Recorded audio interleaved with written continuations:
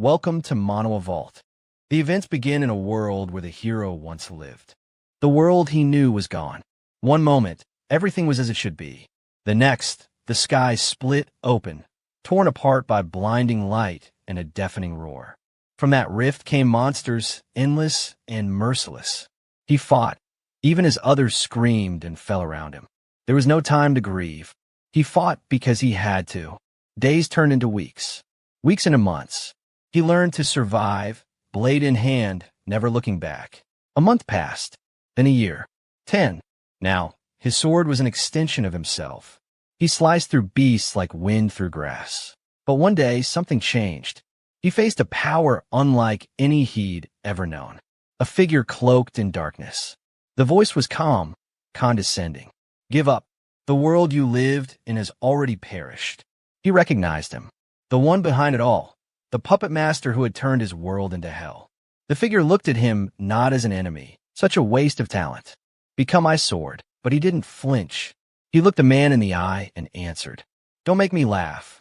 He let out a fierce battle cry as he charged forward, fury written across his face. His armor glinted in the blaze as he launched himself at the towering demon, driving his sword downward with relentless power. But the demon was ready. With monstrous strength, it intercepted the blow, their clash shaking the earth around them. The warrior leapt back, eyes glowing with determination, and immediately charged again. The demon's eyes widened, just for a moment, at the sheer tenacity. He closed the distance once more, blades slashing with blinding speed.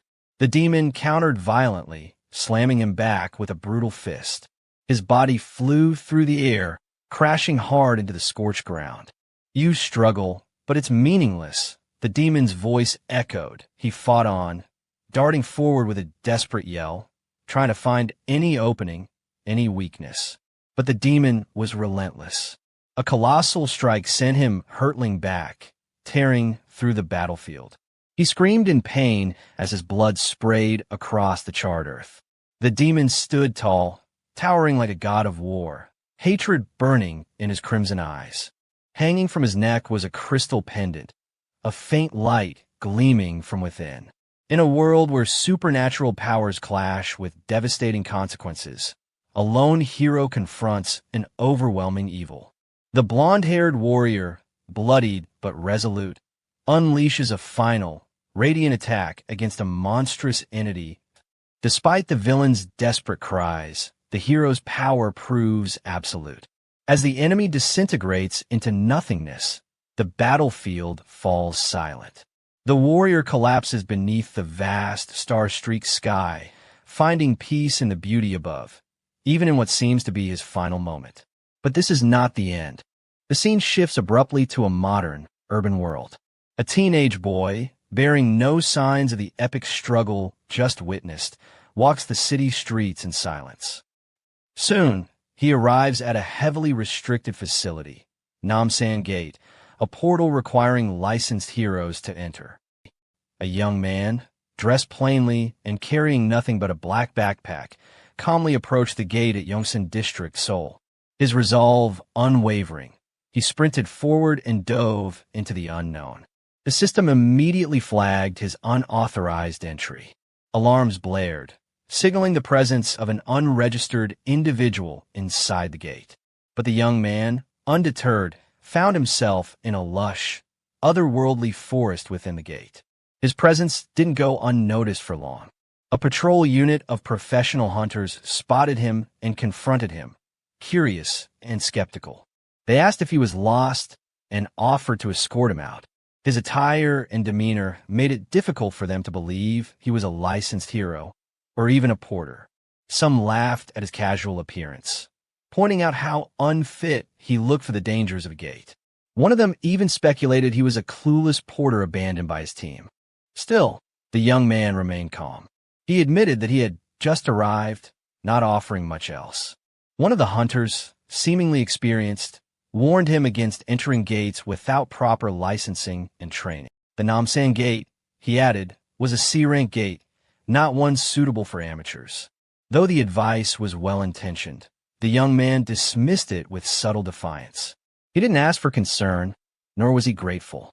Whatever his reasons, he had come into this gate with purpose and wasn't planning to leave quietly. Soon he realized before him stood a massive, intimidating beast clad in armor with a skull-like faceplate. Its sheer presence loomed like death incarnate. Undeterred, the young man approached calmly, his demeanor steady despite the threat.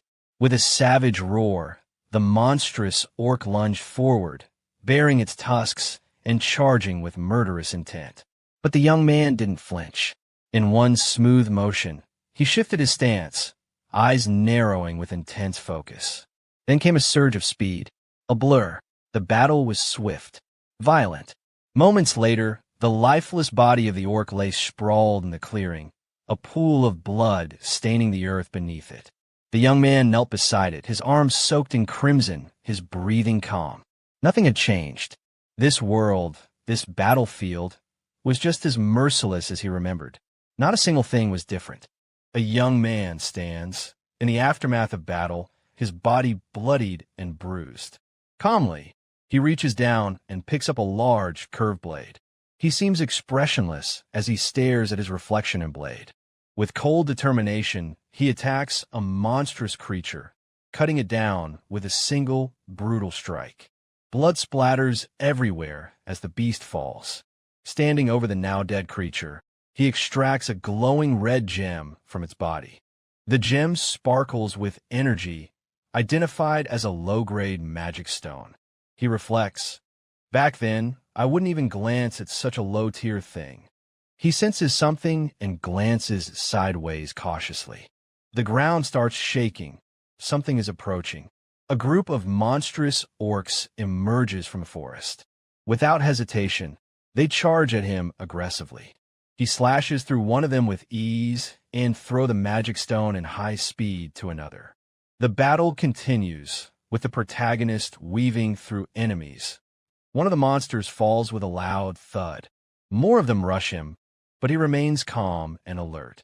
His face, still expressionless and deadly focused, a stark contrast to the chaos around him.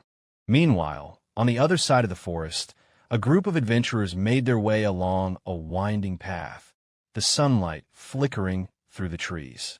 The red-haired woman walked near the front, arms crossed, brow furrowed. That rude guy from earlier," she murmured aloud.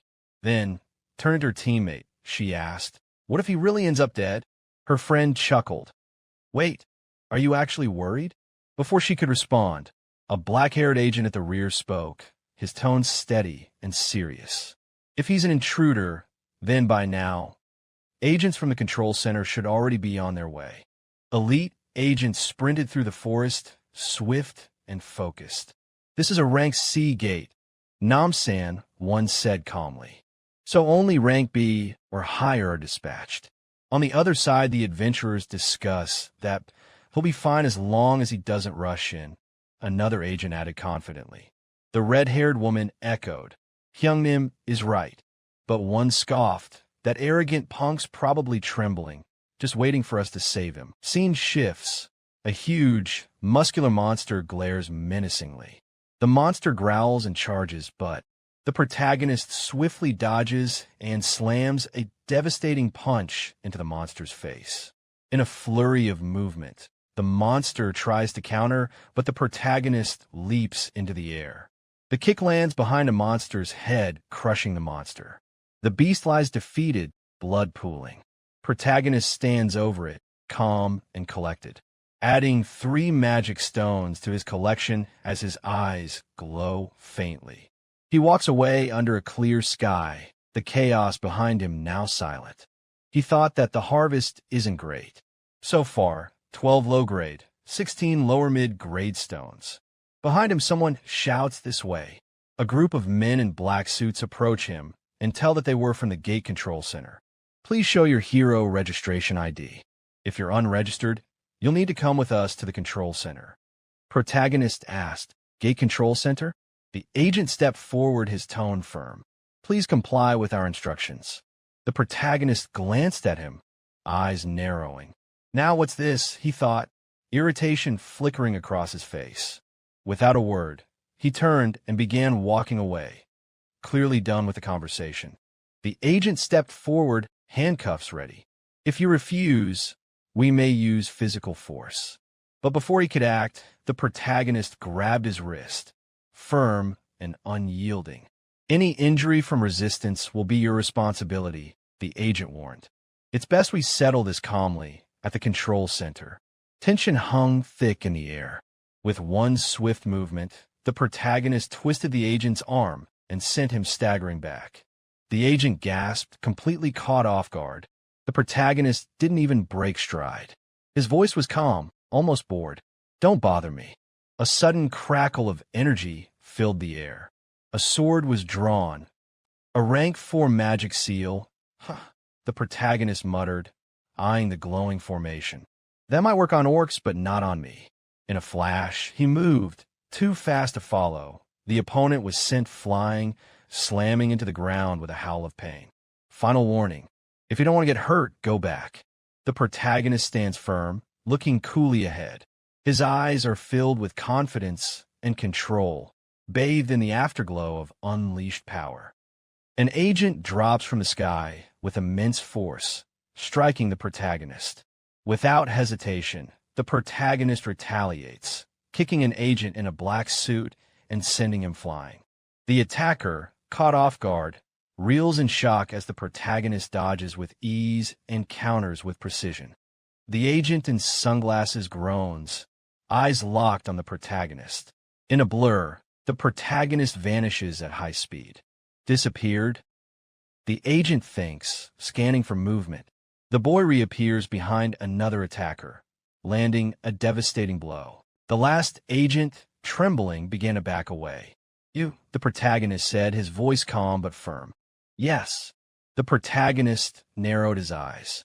"Registered heroes don't have any problems, right? As long as they don't break the law inside a gate." "No," the agent replied nervously. "Agents aren't dispatched without cause." The protagonist pressed on. "What about rift zones?" The agent's expression darkened. Rift zones, unstable passages to other worlds where strange monsters emerge. Across the globe, nations contain these threats by sealing the zones into government-controlled areas called gates.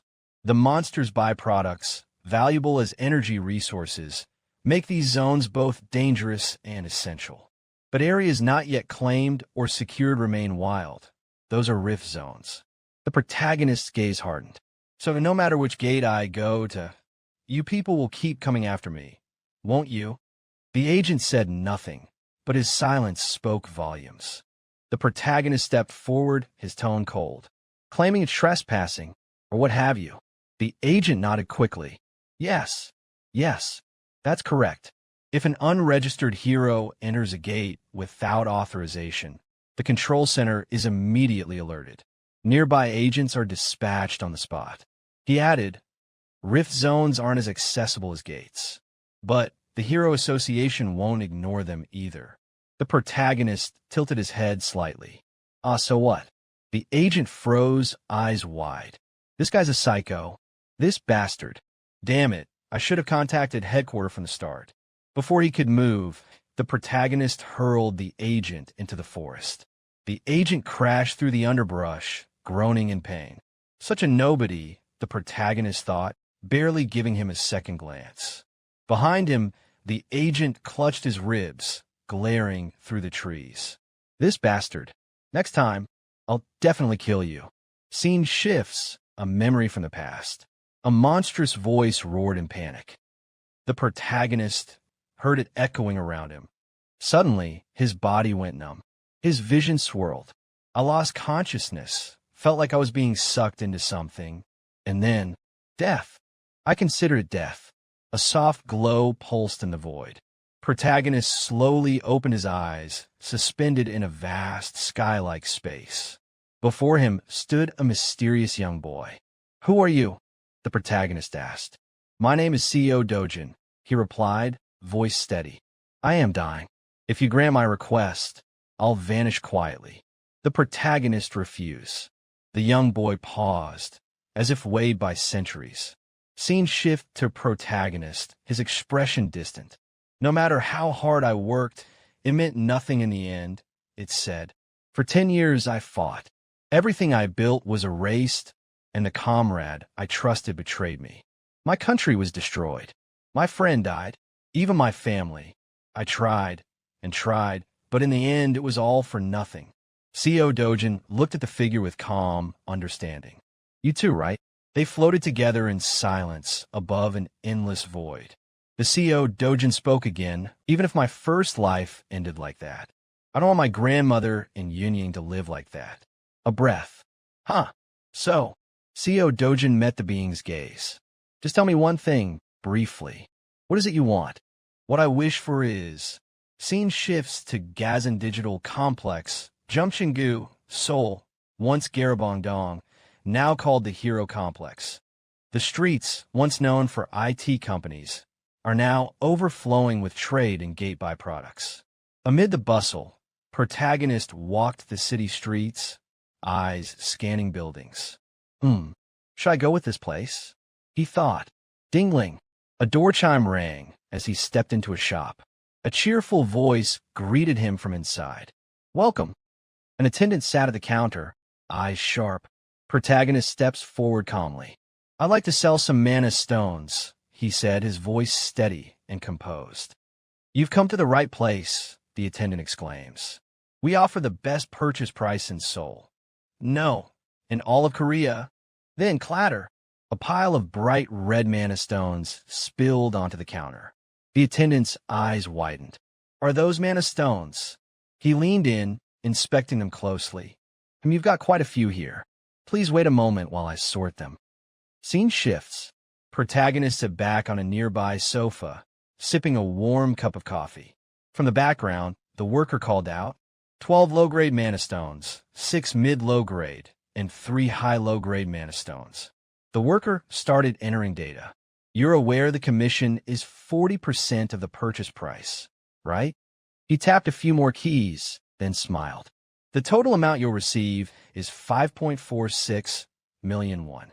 Protagonist, still calm, raised a hand slightly. Stop.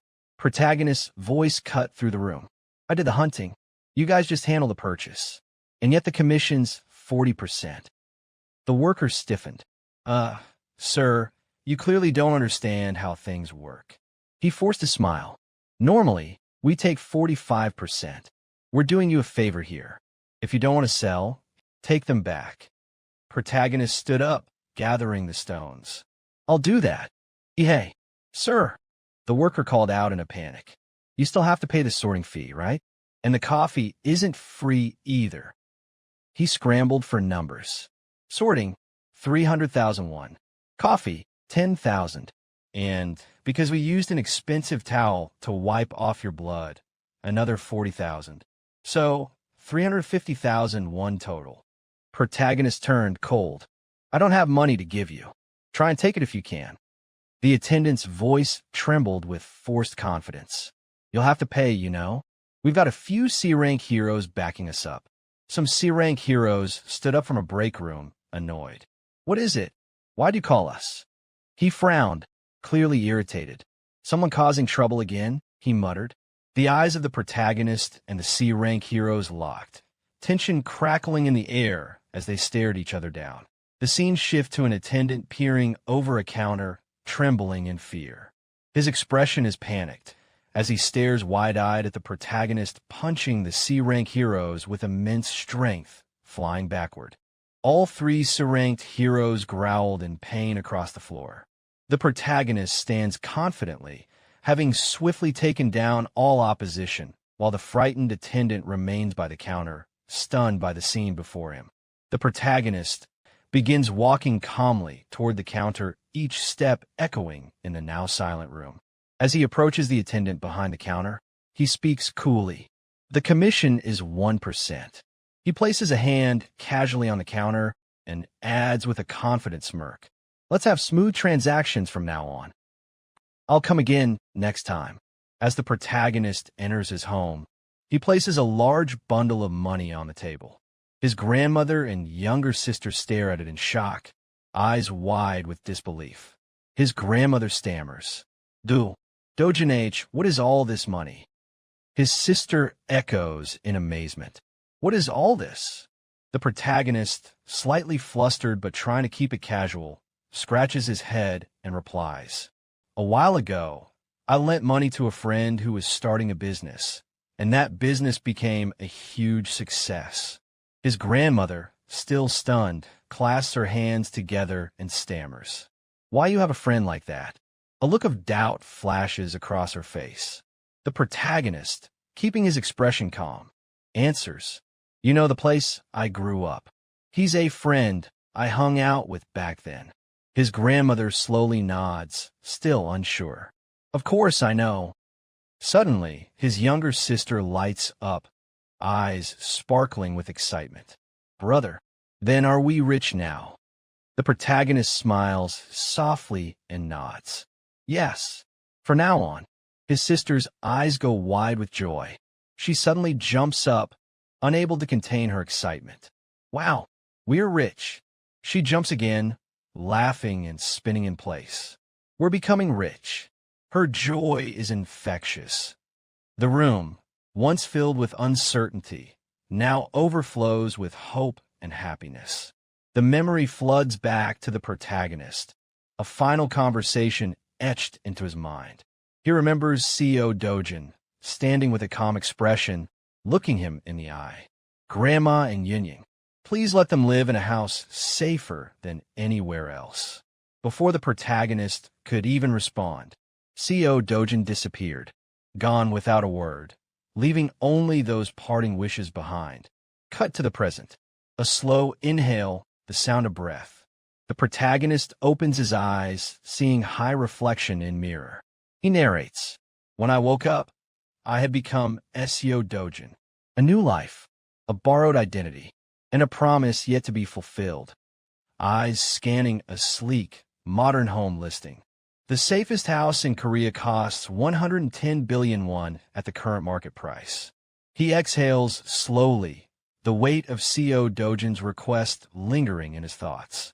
"I have no obligation to keep such a one-sided promise, but if only my strength returns, that much money is nothing. Rifts, gates, monsters. Everything here is weaker than in my world that was destroyed.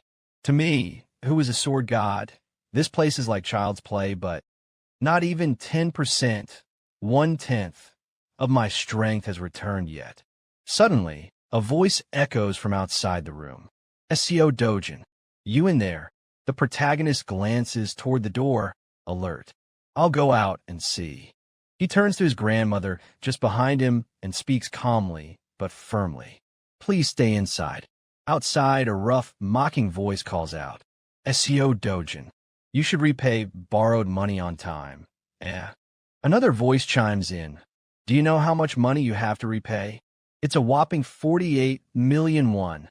These are the loan sharks. The ones the real CEO Dojin borrowed money from before he died. The 5 million won he borrowed for grandma's hospital bills became 10 times that in such a short time." One of the loan sharks sneers with smug satisfaction. Another steps forward, eyes gleaming with greed. "You made some money from the gate, right? Hand it all over. We're taking all this according to the contract, so don't feel it's unfair." Now let us call protagonist, SEO Dojin. As the two try to force him to pay, CEO Dojin landed an incredibly powerful punch on one of them with surprising speed. The other man was stunned by CEO Dojin's unexpected speed and power. Visibly shaken by the sudden attack, Sei Dojin approached the second man menacingly, stating that he had already paid over 9 million won, and in fact he should be the one asking for his money back. The man backed away in fear, asking in shock and disbelief whether he was really the same CEO Dojin he used to know. Sei Dojin didn't answer his question. Instead, he gave him one final firm warning and told him in a clearly threatening tone to inform his boss that he would be visiting him soon. In a bustling shopping mall filled with people moving between various stores, a large display of plush toys suddenly appears on the shelves of a retail shop arranged in an attractive manner. The young girl, Eunyoung, gazes at the toys with excitement and joy, wondering to herself if she can really buy a new doll. Dojin smiles gently at his little sister, assuring her that he already bought her new clothes and that she can now get anything she wants. Dojin starts reflecting on his emotions, realizing that the mixed memories he shares with the original Dojin have influenced his previously dull and numb feelings. He continues watching his little sister Yunying and thinks that what he feels might just be sympathy. Still, he admits that the original Dojin was truly kind to his half-sister Yunying. Yunying remains standing excitedly in front of the toys, unable to easily choose one. At that moment, Dojin silently vows to at least protect the heart of the original Dojin, who loved his little sister deeply. Anyong finally picks out a small toy and asks Dojin if she can have it. When she holds up the little doll to show him, Jun reaches out and instead selects a large, beautiful plush toy for her. He reminds her once more that he told her to buy whatever she wants without hesitation. Yunying smiles brightly, full of gratitude for her brother. After shopping, the two sit together in a restaurant to eat with a variety of delicious dishes laid out on the table. While eating, Dojin suddenly hears a girl's voice from behind him, surprised and asking if the person sitting in front of her is really Dojin. He turns toward the voice and sees a well-dressed girl accompanied by a group of large bodyguards. The girl begins mocking Jun's appearance, saying he doesn't look any better than before, then asks dismissively about the little girl with him. Jun glares at her sharply while she mocks him further, asking if Yunying is as much trouble as her mother once was. The atmosphere grows increasingly tense due to her words, and Dojin and his sister sit silently as the girl approaches their table with the guards. Yunying, confused, quietly wonders who the girl bothering them is, while Dojin remains silent and visibly angry. The girl gives a sly smile and continues taunting and mocking them without pause, while Yunying innocently stares at her, not understanding the reason behind the sudden hostility. The girl asks Yunying for her name, and Yunying simply replies, Anyong. The girl begins mocking Yunying and her family, especially ridiculing her simple clothes, comparing her to her mother, and calling them both pitiful. She turns to Dojin and with a provocative tone asks if she's right in what she's saying, but he remains silent and furious, refusing to answer. The girl grows visibly angry at being ignored and not getting a reaction to her taunts. Then she turns back to Yunying and in a clearly threatening tone calls her an annoying little brat. The arrogant girl continues provoking Dojin, sarcastically asking Yunying if she knows the meaning of the word vagrant. Dojin looks at her with utter coldness, then sharply retorts, calling her as ugly as an orc. The girl is utterly shocked by this unexpected response, staring at him in disbelief.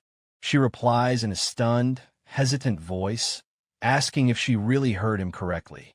Jun keeps glaring at her with fierce, angry eyes. Jun recalls the harsh past of the real Jun, who was born into severe poverty. After his mother died when he was 7, he was forced to move in with his biological father. But his life never improved as he suffered for more than 10 years from discrimination and neglect at the hands of his father's legal wife. He was eventually kicked out again and went to live with his maternal grandmother and his half-sister Yunying, whom he had never met before. Dojin feels deep sadness and wonders how the original Dojin endured all this injustice and cruelty in silence. Then he makes a firm decision that from now on everything will be different. Dojin turns toward the arrogant girl with confident, challenging eyes and tells her that he lived with her for 12 years, and yet she still disgusts him. He sharply calls her hopeless from her features to her awful personality and foolish mind. He continues harshly saying that she's always jealous of girls who are prettier and kinder than her, and that she clings to a deep inferiority complex. He adds that she's never any better than Anyang, who truly and honestly cares about her brother's financial situation. The girl looks at him in anger, her face clearly showing the shock of his biting insult. She screams furiously, demanding to know what he just said. Suddenly, everyone hears a woman's calm voice saying, "Dude Jun, it's been a long time." The girl is stunned when she sees her, crying out, "Mom!" and rushing over to her, complaining tearfully about what Seo Dojin said to her. But the mother responds harshly, telling her to be quiet and to stop behaving in such an inappropriate way. Ignoring her daughter's actions, the mother turns to Seo Dojin with a seemingly gentle tone, asking if he's all right.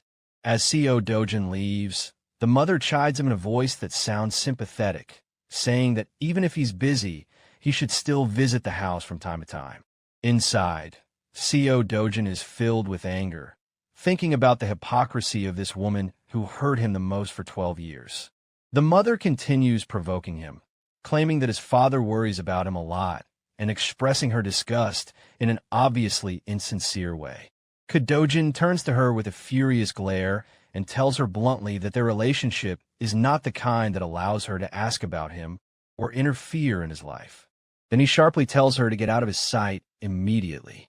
The woman feels deeply insulted and humiliated in front of everyone by Seo Jun's firm and powerful response. She leaves overcome with anger and embarrassment while her daughter stands behind her stunned by this sharp and humiliating confrontation. As the woman walked away angrily, she wondered to herself if this person was really the Seo Dojin she used to know, the one who would always lower his head, even when beaten for no reason. Her daughter hurried after her, calling out and asking her to wait for a moment. Meanwhile, Seo Dojin quietly turned to his sister Yunyang and told her it was time to leave, and she immediately agreed. Seo Dojin thought confidently to himself, declaring internally that the Seo Dojin, who used to remain silent and endure abuse, was completely gone, warning his enemies that it was in their best interest to realize that quickly. The car carrying the woman, her daughter, and the guard sped away from the scene. Inside the car, the girls started yelling in anger, demanding to know why they left like that, and insisting that Seo Dojin be punished for what he had done. Angrily asking if she knew what Seo Dojin had said to her, but the mother ignored her and coldly addressed one of her guards, saying, "Chief Lee." The mother turned to the guard and sharply asked why Seo Dojin was still alive. Guard Lee nervously replied that the report stated Kong Kale would already left Seo Dojin in the Rift Zone. The mother screamed in furious rage, saying that Seo Dojin was supposed to be dead and wondering how he could still be alive. Guard Lee immediately apologized and promised to investigate the matter again. The girl was shocked by what she heard and began questioning her mother about what she meant by saying Seo Dojin should be dead, but the mother gave no reply and remained silent, ignoring her daughter's question. The girl was left stunned and screamed at her mother in disbelief. "Did you really try to kill Seo Dojin?" Then, completely shocked, she continued, her voice filled with anger and jealousy. Her mother asked if she still had feelings for Seo Dojin. She replied that she absolutely had no feelings for him. The mother exploded in fury, grabbing her daughter's face and shouting vehemently, warning her that neither her grandfather nor her father must ever find out about this. She threatened her daughter violently and warned her not to interfere again, making it clear that this matter concerned her alone and she would handle it herself. The daughter was terrified and left speechless. Internally, the mother continued to see with rage, vowing to herself that Seo Dojin dared to challenge her, even though he was just a worthless, illegitimate child. She decided that she would make him disappear at any cost. The story flashes back to 10 years ago when rift zones first appeared. These zones caused dangerous monsters to emerge, attacking and mercilessly killing people. The world fell into extreme chaos as a result of these events. However, the situation gradually began to stabilize with the emergence of heroes who were able to fight back against the monsters. From the monsters, people obtained magical stones called mana stones, which became the world's new source of energy. After that, nations started transforming these dangerous rift zones into organized gates. Now, the entire world revolves around gates and heroes, with the whole industry centered on these gates. Elsewhere, Seo Dojin realized that the only way to make money in this new world was to become a hero. Seo Dojin arrives at a building called Yongjungpo, which serves as the headquarters of HC Finance Company. In that place, which looks like an old building, a man is smoking a cigarette while watching the situation with anticipation. SEO Dojin enters the building, surprising the man and his companions with the presence. The man asks him sternly who he was, then adds angrily if he really dares to show up there after having messed with his men before. Dojin responds with complete calm, saying that the more he thinks about it, the more he realizes he suffered a significant loss. The man is puzzled by Seo Jun's words and asks him what he means by loss. Seo Jun continues, explaining coldly that he deserves substantial compensation for the material and moral damages he has suffered. The man with glasses stares at Seo Dojin, thinking to himself that Seo Jun's personality has changed a lot since entering the gate. The man also concludes that Seo Dojin must have awakened his power inside the gate. He steps towards Seo Dojin, threatening him and saying he knows very well what happens to people who become arrogant after awakening in the gates. Suddenly, other men approach and surround Seo Jun, clearly threatening him. The main man stands up and moves closer to Seo Dojin in an aggressive manner. The man angrily explains that he has seen many people become dank heroes, but in the end, they were nothing but trash. He also asserts that he has plenty of D-rank heroes who don't even allow anyone to speak to them. Dojin remains silent, ignoring all the threats he hears. But the main man angrily orders him to sit down, thinking he has ended the conversation. Dojin firmly replies that he hasn't finished talking yet. The man becomes extremely angry at Seojin's manner of response and tries to attack him suddenly. But the man is utterly shocked when he discovers that Seo Jun has moved at incredible speed. Seo Dojin delivers a powerful punch to a man, making him collapse instantly. After that, Seo Jun continues attacking the rest of the men who had surrounded him with extreme ease. During the fight, Seo Dojin tells them that he knows very well their business isn't limited to just usurious lending. He then adds while continuing the fight that he's also aware they forge identities. SEO Dojin clarifies that if he wants to start making money, he needs an official hero ID card. SEO Dojin continues fighting nonstop, effortlessly, and skillfully dodging the men's attacks. Then he stands among the defeated men, lying on the ground, and coldly demands that the main man provide him with a genuine hero ID card without any errors or issues. He adds in a firm tone that it must be ready by tomorrow. The main man feels intense fear, thinking to himself that Dojin might not be just a D-rank hero, but possibly be rank or higher. As Dojin continues speaking to the man he knocked to the ground, he demands a clear answer to his question. So, the man quickly decides to agree to Seo Jun's request out of fear of his anger. But Seo Dojin stops him again, telling him that there's something else he wants to know as well. Then, Seo Jun asks him sharply and threateningly if Hong Hiju was the one who ordered him to kill him.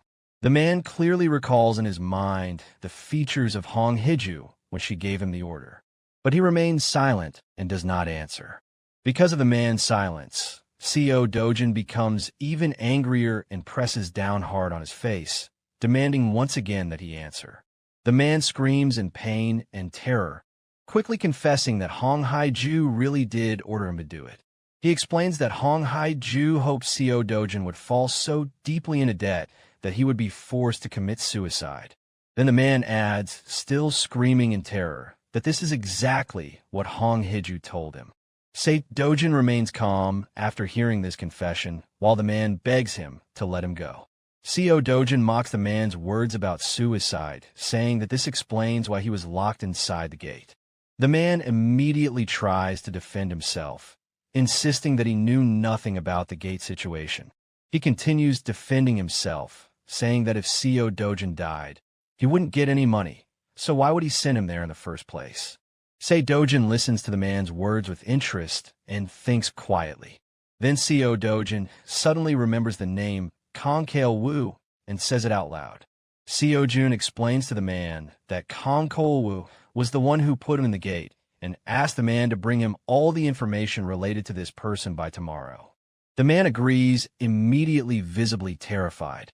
Dojin leaves the place calmly, leaving the men in a state of extreme fear and panic. As he walks, Co Dojin remembers his wish to live with his grandmother and his sister Yunying in the safest house possible. Sei Dojin decides to himself that he must work to achieve this goal. As he walks with confident steps, Co Dojin obtains a hero identification card from the man he ordered to get it for him. Co Dojin uses the ID card on an electronic device to verify its authenticity. The device verifies the validity of Dojin's hero identification card and confirms it is valid. Nevertheless, a clear warning appears on the device stating that Co Dojin's level is lower than the recommended level for entry. But Co Dojin mutters in annoyance that the man should have given him a higher rank like rank A instead of his current rank.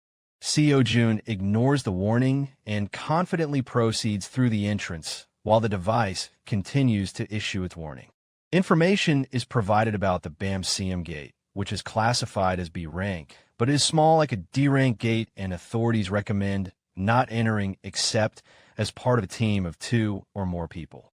Nevertheless, the information also states that because the gate is structured as a tunnel, it only allows individual entry, which makes it difficult to complete except for those who are at least rank. SEO Dojin keeps advancing inside the gate, ignoring all the warnings that appear before him. The text explains that if he is unlucky, he might have to face hundreds of monsters alone in a dark and narrow tunnel. Co Dojin begins facing the monsters, but he never seems afraid. Rather, he appears to enjoy the fight. Co Dojin's battle begins with a gigantic and fierce serpent-shaped monster. Co Dojin displays great skill as he dodges the snake's repeated and rapid attacks, releasing poisonous venom from its fangs in an attempt to injure him.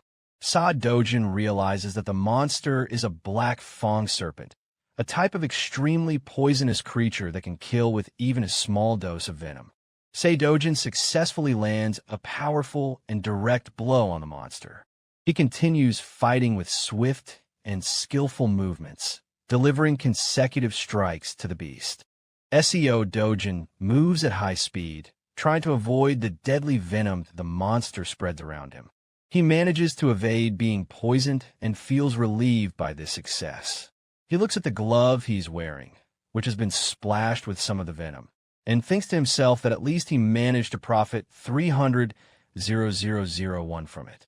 In a moment of intense focus, Co Jun senses a quick movement from the monster and prepares to face it again.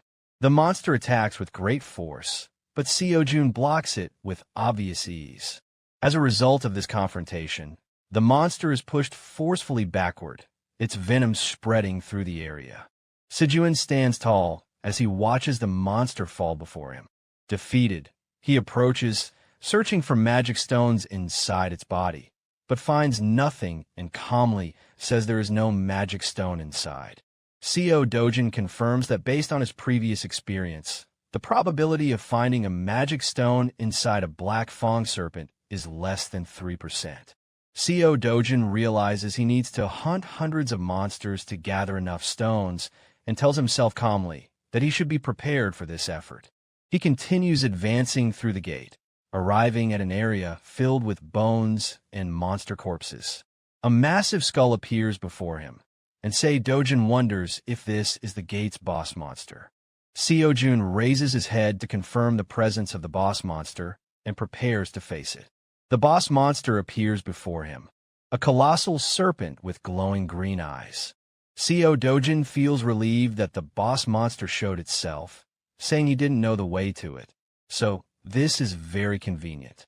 SEO Dojin decides to attack immediately and end the battle quickly. However, he is surprised to discover that his attacks do not reach the monster's body. He wonders to himself why his strikes aren't able to effectively hit the monster.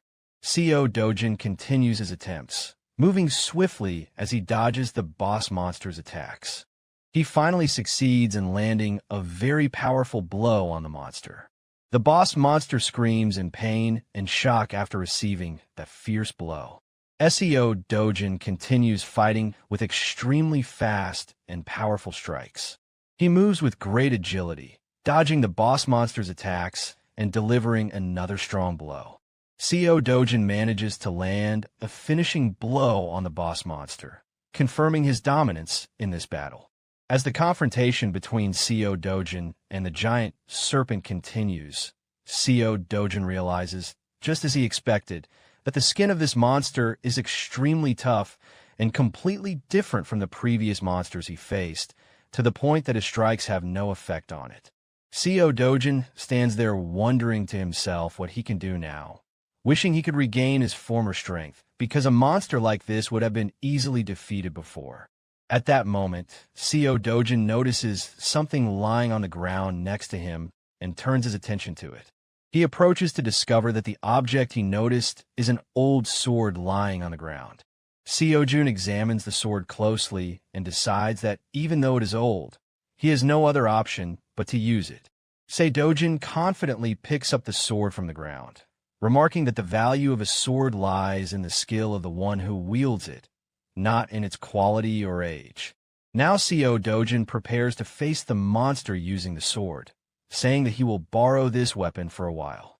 Seo Dojin attacks the monster fiercely with the sword, delivering a powerful strike to the monster.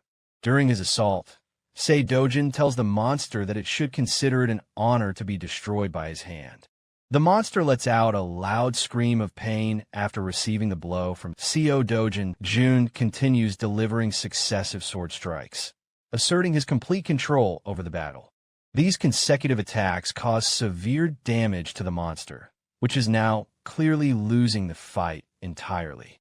Seo Dojin, after the confrontation ends and the monster falls, notices a stone falling quickly from the monster and catches it before it is lost. He notes that it's a bit short for a long sword, but says that the sword could be useful if its edge were sharpened a bit. Seo Dojin leaves the area, expressing his satisfaction with the results he achieved, considering them better than what he got in the previous Namsun Gate. Seo Dojin exits the gate late at night, feeling annoyed that a single B-rank gate took him so long to complete. Seo Dojin tells himself firmly that regaining his strength is now his top priority. Seo Dojin feels relieved that his old comrades did not see him in his current state, which he considers weak compared to what he once was. The scene shifts to a mon shop where a man takes out the stones he collected and places them on the table. The shopkeeper tells the man that he has a good number of stones, but reminds him that the usual commission is 40%. The man tries to object, saying that this commission is too high, and asks the shopkeeper to lower it since he is a regular customer. The shopkeeper clearly responds that the store's commission is the lowest among other shops, and that the base commission at the gate center is 5%. The shopkeeper also confirms that the store keeps no sales records, meaning the man won't have to pay any taxes on the amount he receives. The man agrees, convinced that this really is to his benefit. After that, the man curiously asks the shopkeeper what happened to his face, which clearly looks injured. The shopkeeper replies angrily and with frustration that he doesn't want to talk about it, explaining that a crazy person broke into the place, beat the guards badly, and injured him as well. The customer jokes that maybe the defeat was because the guards he hired were only C rank, and explains to him the difference in real abilities at each rank. Then the man wonders whether the abilities of someone working as a shop guard could ever compare to those of a hero who risks his life fighting monsters. The man leaves the shop with a smile, telling the shopkeeper that they are not strangers and that he can ask for his help anytime he needs it. Seo Dojin continues on his way, calmly inside the shop after the other man leaves. The employee who was previously beaten notices his presence and is overcome with terror when he sees him again. Suddenly, the employee screams, pointing at Seo Dojin and telling the large man next to him that this is the person who assaulted him. The large man is surprised by the accusation and looks at Seo Dojin, wondering if this young man was really the one who caused all this chaos, describing him as tall and handsome. The large man approaches Seo Dojin angrily and asks if he was the one who caused trouble in the place, emphasizing that it's inappropriate for a hero to hit a regular person. The employee feels confident and relieved, believing that the large man is a veteran hero with 7 years of experience and that Co Dojin won't be able to face him easily. But Co Dojin responds with utter coldness, telling the large man to mind his own business and leave immediately. The large man and the employee are both utterly shocked by Co Dojin's bold and unexpected response. Co Jun continues, speaking calmly, provoking the large man by sarcastically asking if he really intends to avenge the employees he beat up. The man feels intense anger and thinks to himself that he needs to teach Co Dojin a harsh lesson. But the veteran hero suddenly remembers an important fact, that most hero deaths don't come from monsters, but from conflicts with other heroes, which fills him with tension and reignites his instinct for fear and caution as a hero of 7 years. The veteran quickly decides that it's best to avoid a confrontation for now. So, he leaves the place in a hurry, apologizing that he's very busy and hoping they'll meet again. After the large man leaves, Co Dojin turns toward the employee, giving him a sharp look. Co Dojin asks the employee in a chillingly calm tone if he has any more complaints against him. The employee is extremely flustered and can't respond. So, Co Dojin tosses a bag full of high-quality Mona stones in front of him and asks him to calculate their value. The employee is utterly shocked at the sight of so many high-quality mana stones and wonders to himself about Co Dojin's true identity. After counting the stones, the employee announces that the total value is 150 million won. Co Dojin expresses his annoyance at how little the amount is despite working all day and orders the employee to bring him the money. The employee fearfully reminds Co Dojin that he has to deduct the commission. But Co Dojin gives him a terrifying look that makes him question if he said something wrong. Co Dojin changes his stance with icy calm and tells him the commission is only 1%, demanding he hand over 148.5 million won immediately. The employee loses his composure and yells that the commission is 40%, not 1%, but he calms down a bit and explains that any transaction exceeding 100 million won requires approval from his superior. Co Dojin coldly tells him to get approval immediately. The employee instantly calls his superior, explaining the situation with clear tension and fear. Co Dojin suddenly takes the phone from the employee and addresses the superior directly, demanding that he give the employee an order to hand over the money. The superior tries to ask for the phone back so he can clarify the situation, but Co Dojin angrily throws the phone hard against the wall.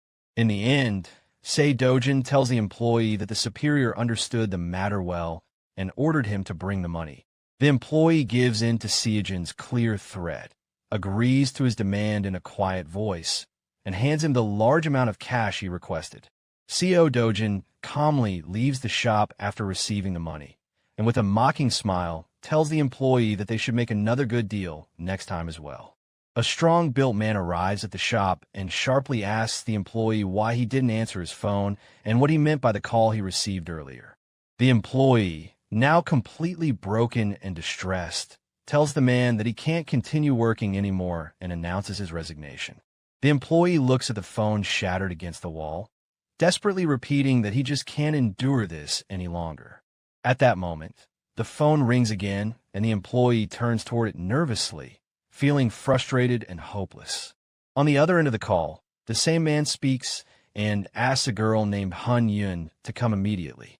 Han Joan appears, a girl with elegant purple hair, confidently walking through the street while drawing admiring looks from the people around her.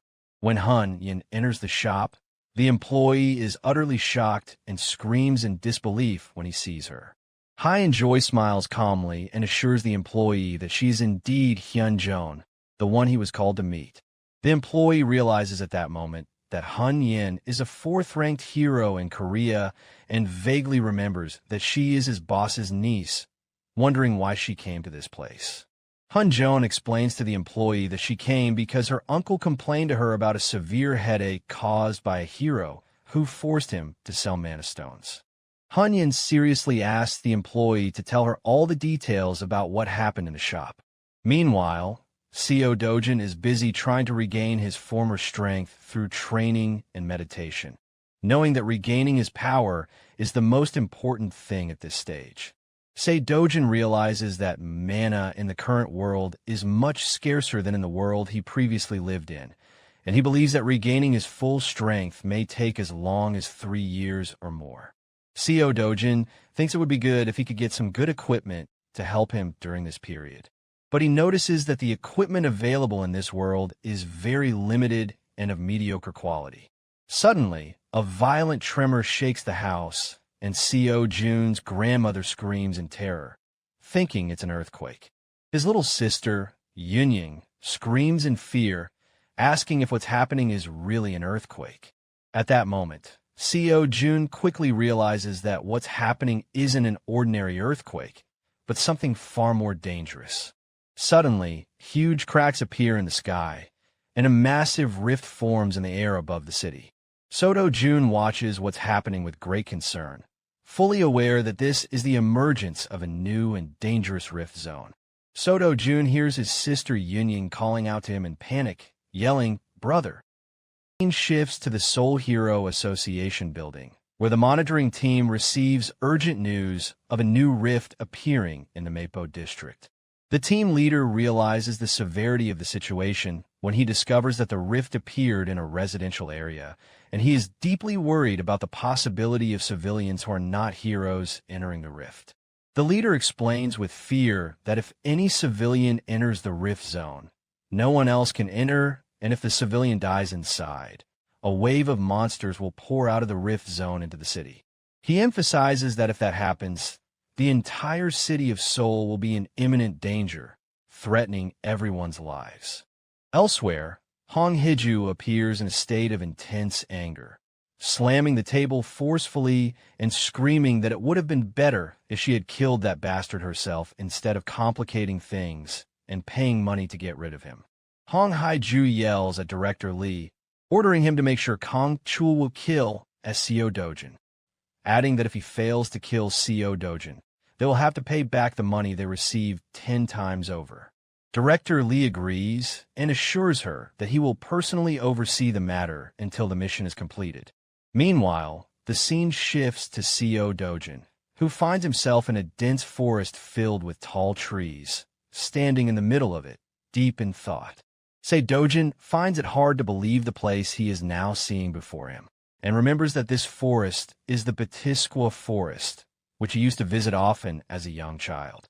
Seo Dojin walks through the forest, observing everything around him, from the trees and plants to the blowing wind, feeling amazed at how closely the place resembles his memories. Seo Jun notices that the mana in the air is abundant, and that the shape of the sky and clouds is also exactly the same as in his old memories. Seo Jun decides to leave the forest in a certain direction, hoping he will find something he expects to see. As soon as he exits the forest, he is astonished to see the world tree, the gigantic legendary tree he always knew. Seo Dojin realizes that this tree is an extremely ancient spiritual tree that contains a vast flow of pure high-quality mana. Seo Jun remembers that the destruction of the previous world was caused by the burning of this tree, which led to the collapse of the mana flow in that world. He is amazed to see the world tree completely intact and realizes that this means he can regain his former strength. Seo Dojin smiles confidently, affirming to himself that he can now recover all the mana he previously lost. Seo Dojin sits under the world tree and enters a state of deep concentration to absorb pure mana from it. Su Dojin remains in complete focus, continuously absorbing mana from the world tree. Days pass, 1 day, then 2, then 3 days, and he is still sitting in the same spot, deeply immersed in meditation and mana absorption.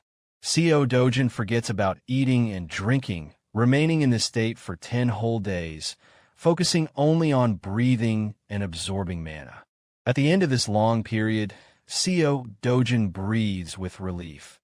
Suddenly, Seo Dojin senses strange movement and suspicious sounds coming from inside the forest. Strange glowing creatures appear before him, and Say Dojin mutters angrily, calling them by their known name, Volcana. Say Dojin immediately remembers that these are the same creatures that burned the world tree in the past and caused the destruction of the previous world. The creatures quickly head toward the world tree, trying to destroy it once again. Say Dojin prepares to face them, wishing he had a water-based weapon to help him in this battle. The glowing creatures rush at him at tremendous speed to attack him. But Seo Dojin quickly decides that the lack of a weapon doesn't matter and that he can face them with his current strength. He confidently declares that he will crush them all without exception. Seo Dojin begins to use the power he gained from the pure mana to attack them. He manages to deliver an extremely powerful blow to the monsters, which begin to collapse before his overwhelming strength. Seo Dojin begins his battle against the monsters called Volcana. Showing intense focus during the fight, Seo Dojin unleashes his mana energy on a massive scale, surrounding himself with it. He notes to himself that the dense mana has been released in the form of Chai to execute a powerful explosion against the monsters. Seo Dojin breathes a sigh of relief after launching the attack, noting that it's been a long time since he released such a large amount of mana at once. The volcano monsters appear again, filled with rage, and begin attacking him. Seo Dojin confronts them swiftly and powerfully. Using the concentrated mana to hurl it toward them, he advances toward the monsters with strength and confidence. He is able to block the monsters' attacks easily, appearing calm during the confrontation. Seo Dojin declares that he has made sure the World Tree is safe and now decides to check how much mana he has regained by using his eyes.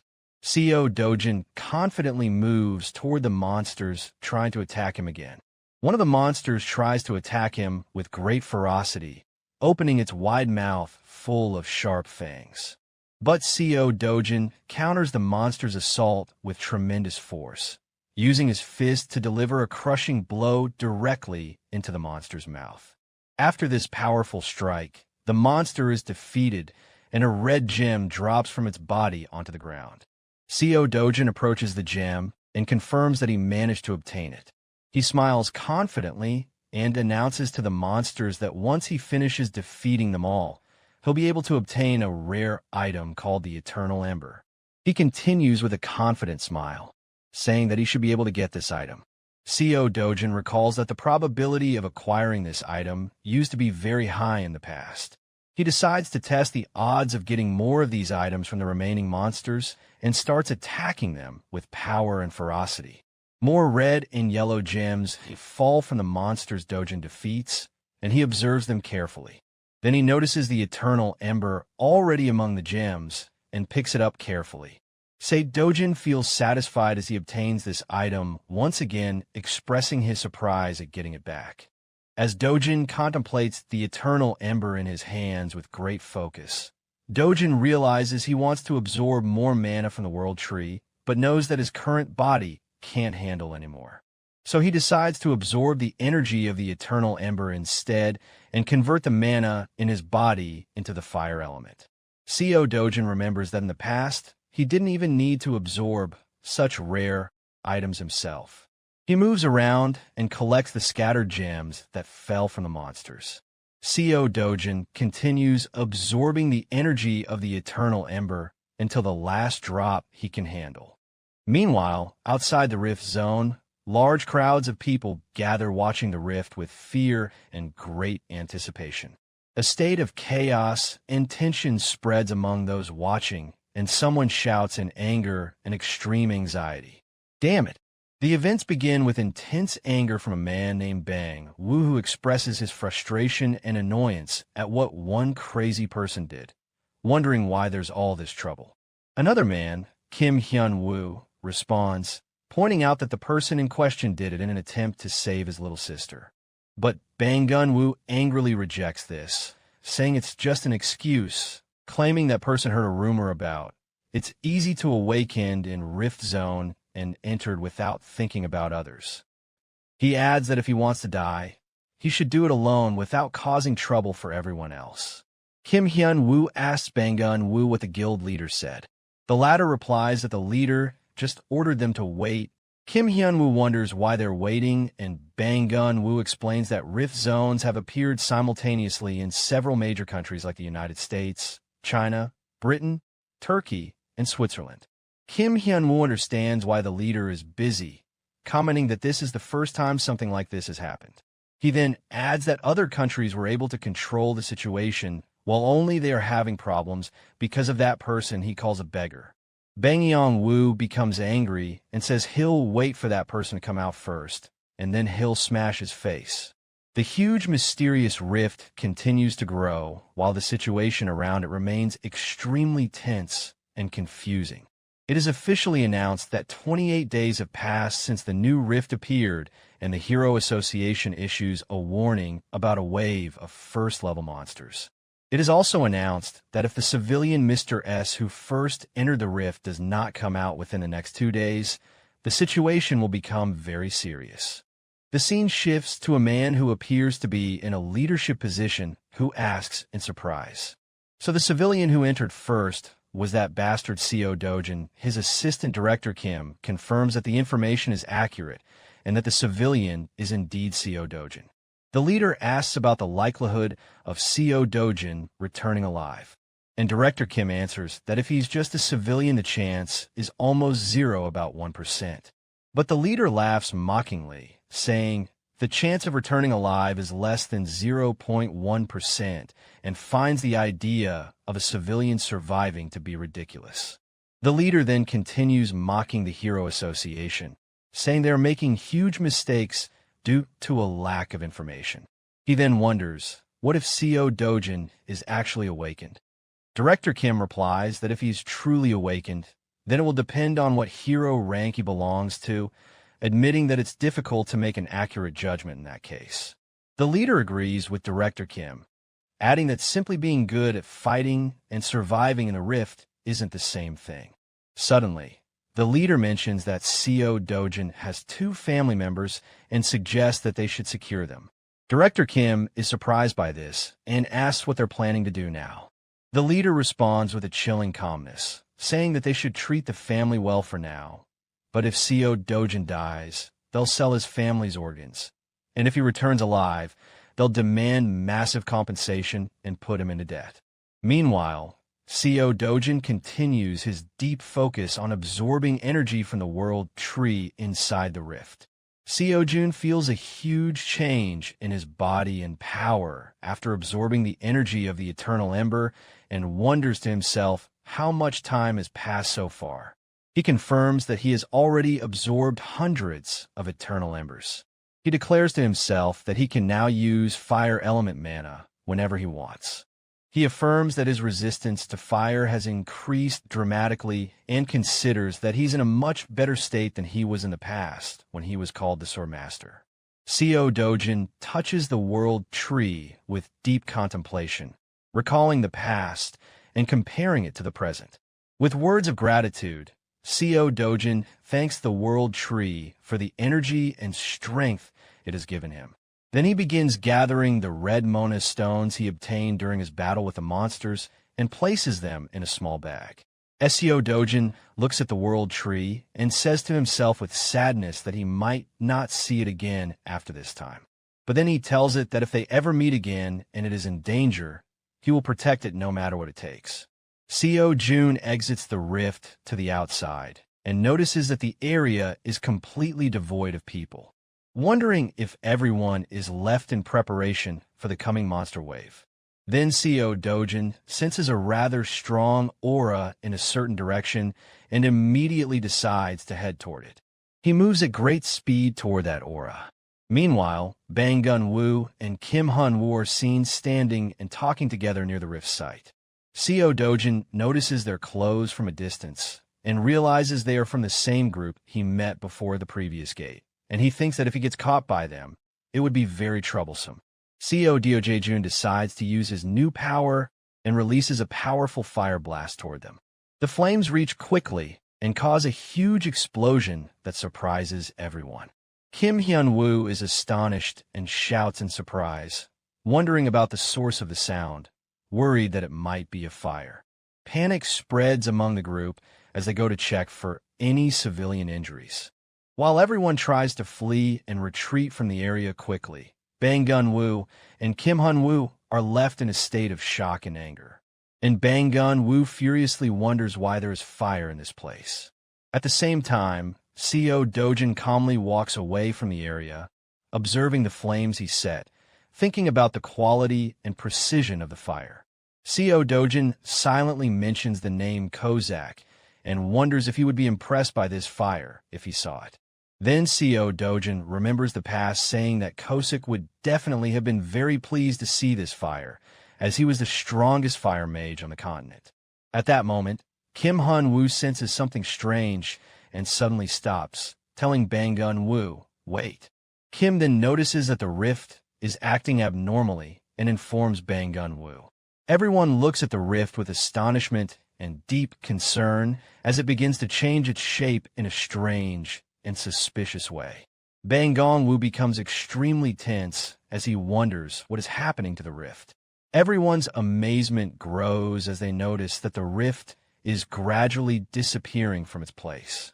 During this time, Seo Dojin quietly walks away, leaving the area with confident steps, carrying his bag of stones.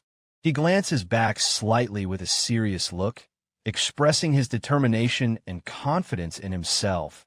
A breaking news report airs in the city about the sudden disappearance of the new rift that had appeared in the Mapo district earlier this morning. The announcer declares that today marks the 28th day since Mr. Seo, an unregistered resident of Zone Z, entered the rift. The Hero Association, which had been anticipating a massive monster wave, was shocked by this unexpected disappearance and has launched a full investigation into the cause. At the same time, the news reports that a mysterious fire has broken out in a junkyard near the location of the rift. Some people in the streets begin commenting sarcastically that bastard Seo Dojin must have died inside the rift. Some believe he got what he deserved, while others argue that it's common sense to stay away from a rift when it first appears. Another person calmly replies that someone has already lost their life and that such talk is unnecessary. One of them answers that people are lucky the disappearance of the rift saved Seoul from turning into a war zone. Could Dojin, walking in disguise under a hat, silently observes the situation and thinks to himself that if the rift is gone forever, he may never see the world tree again, but admits that maybe it's better this way. He raises his eyes to the sky and thinks that there is always something worth protecting no matter what happens. Dojin then heads toward the HCS Finance Company building in Yeongdongpa. Inside, two men are talking, saying that Seo Dojin is definitely dead, and therefore the old woman and the little girl, his grandmother, and his sister Yunying are as good as gone too. One of them replies that if they're unlucky, the family's organs will be sold. As for the grandmother, she's finished, but if the girl grows up, the boss might find some use for her in the future. So Dojin enters the building in disguise and coldly asks the men where their boss is. The boss, Kim, appears outside, walking with ease and confidence. He believes everything is calm now that Seo Dojin is dead and asks his assistant about his schedule for the day. The assistant informs him that he has a lunch appointment followed by a meeting with Director Bae in the evening. The boss smiles confidently and asks his assistant to call Miss Kong and prepare the new girls if any are available. He climbs the stairs unaware of what awaits him. Suddenly, he's stunned to see one of his men being violently attacked and thrown aside. The boss looks on in shock and fear as he sees blood streaming from the man's face after the sudden blow.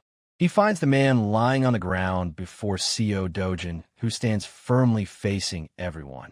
The man rises coughing up blood and faces Seo Dojin, who orders him to crawl toward him like a dog. Terror appears on the boss's face as he hesitates to obey the command. Seo Dojin continues humiliating the boss in front of everyone, kicking the table hard again to assert his dominance.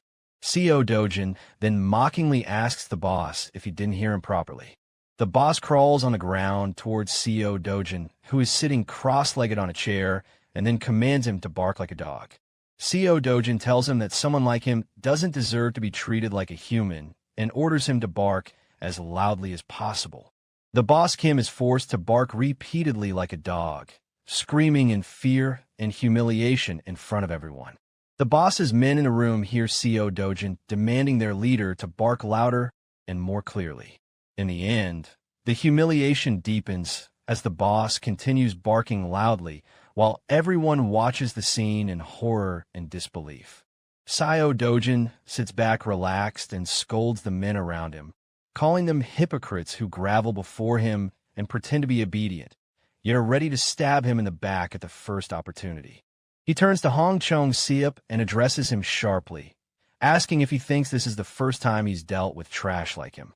President Hang Chong-seop begins to beg Co Dojin for mercy, pleading for forgiveness and promising to serve him loyally like a dog for the rest of his life. But Co Dojin refuses to hear his pleas and shouts at him to shut up, delivering a powerful kick that sends him flying. Co Dojin then turns to the assistant with glasses and calls out to him, saying glasses, which catches the man off guard.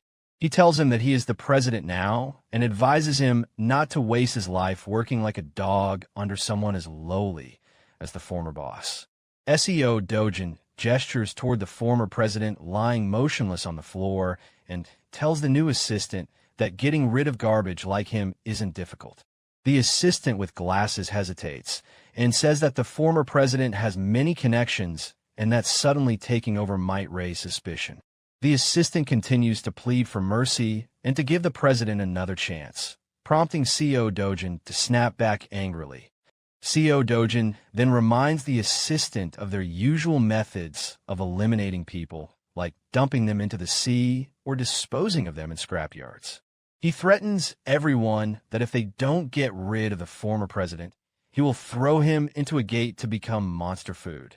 President Hong Chong-seop continues begging Co Dojin for mercy, repeatedly promising that he'll serve him like a dog.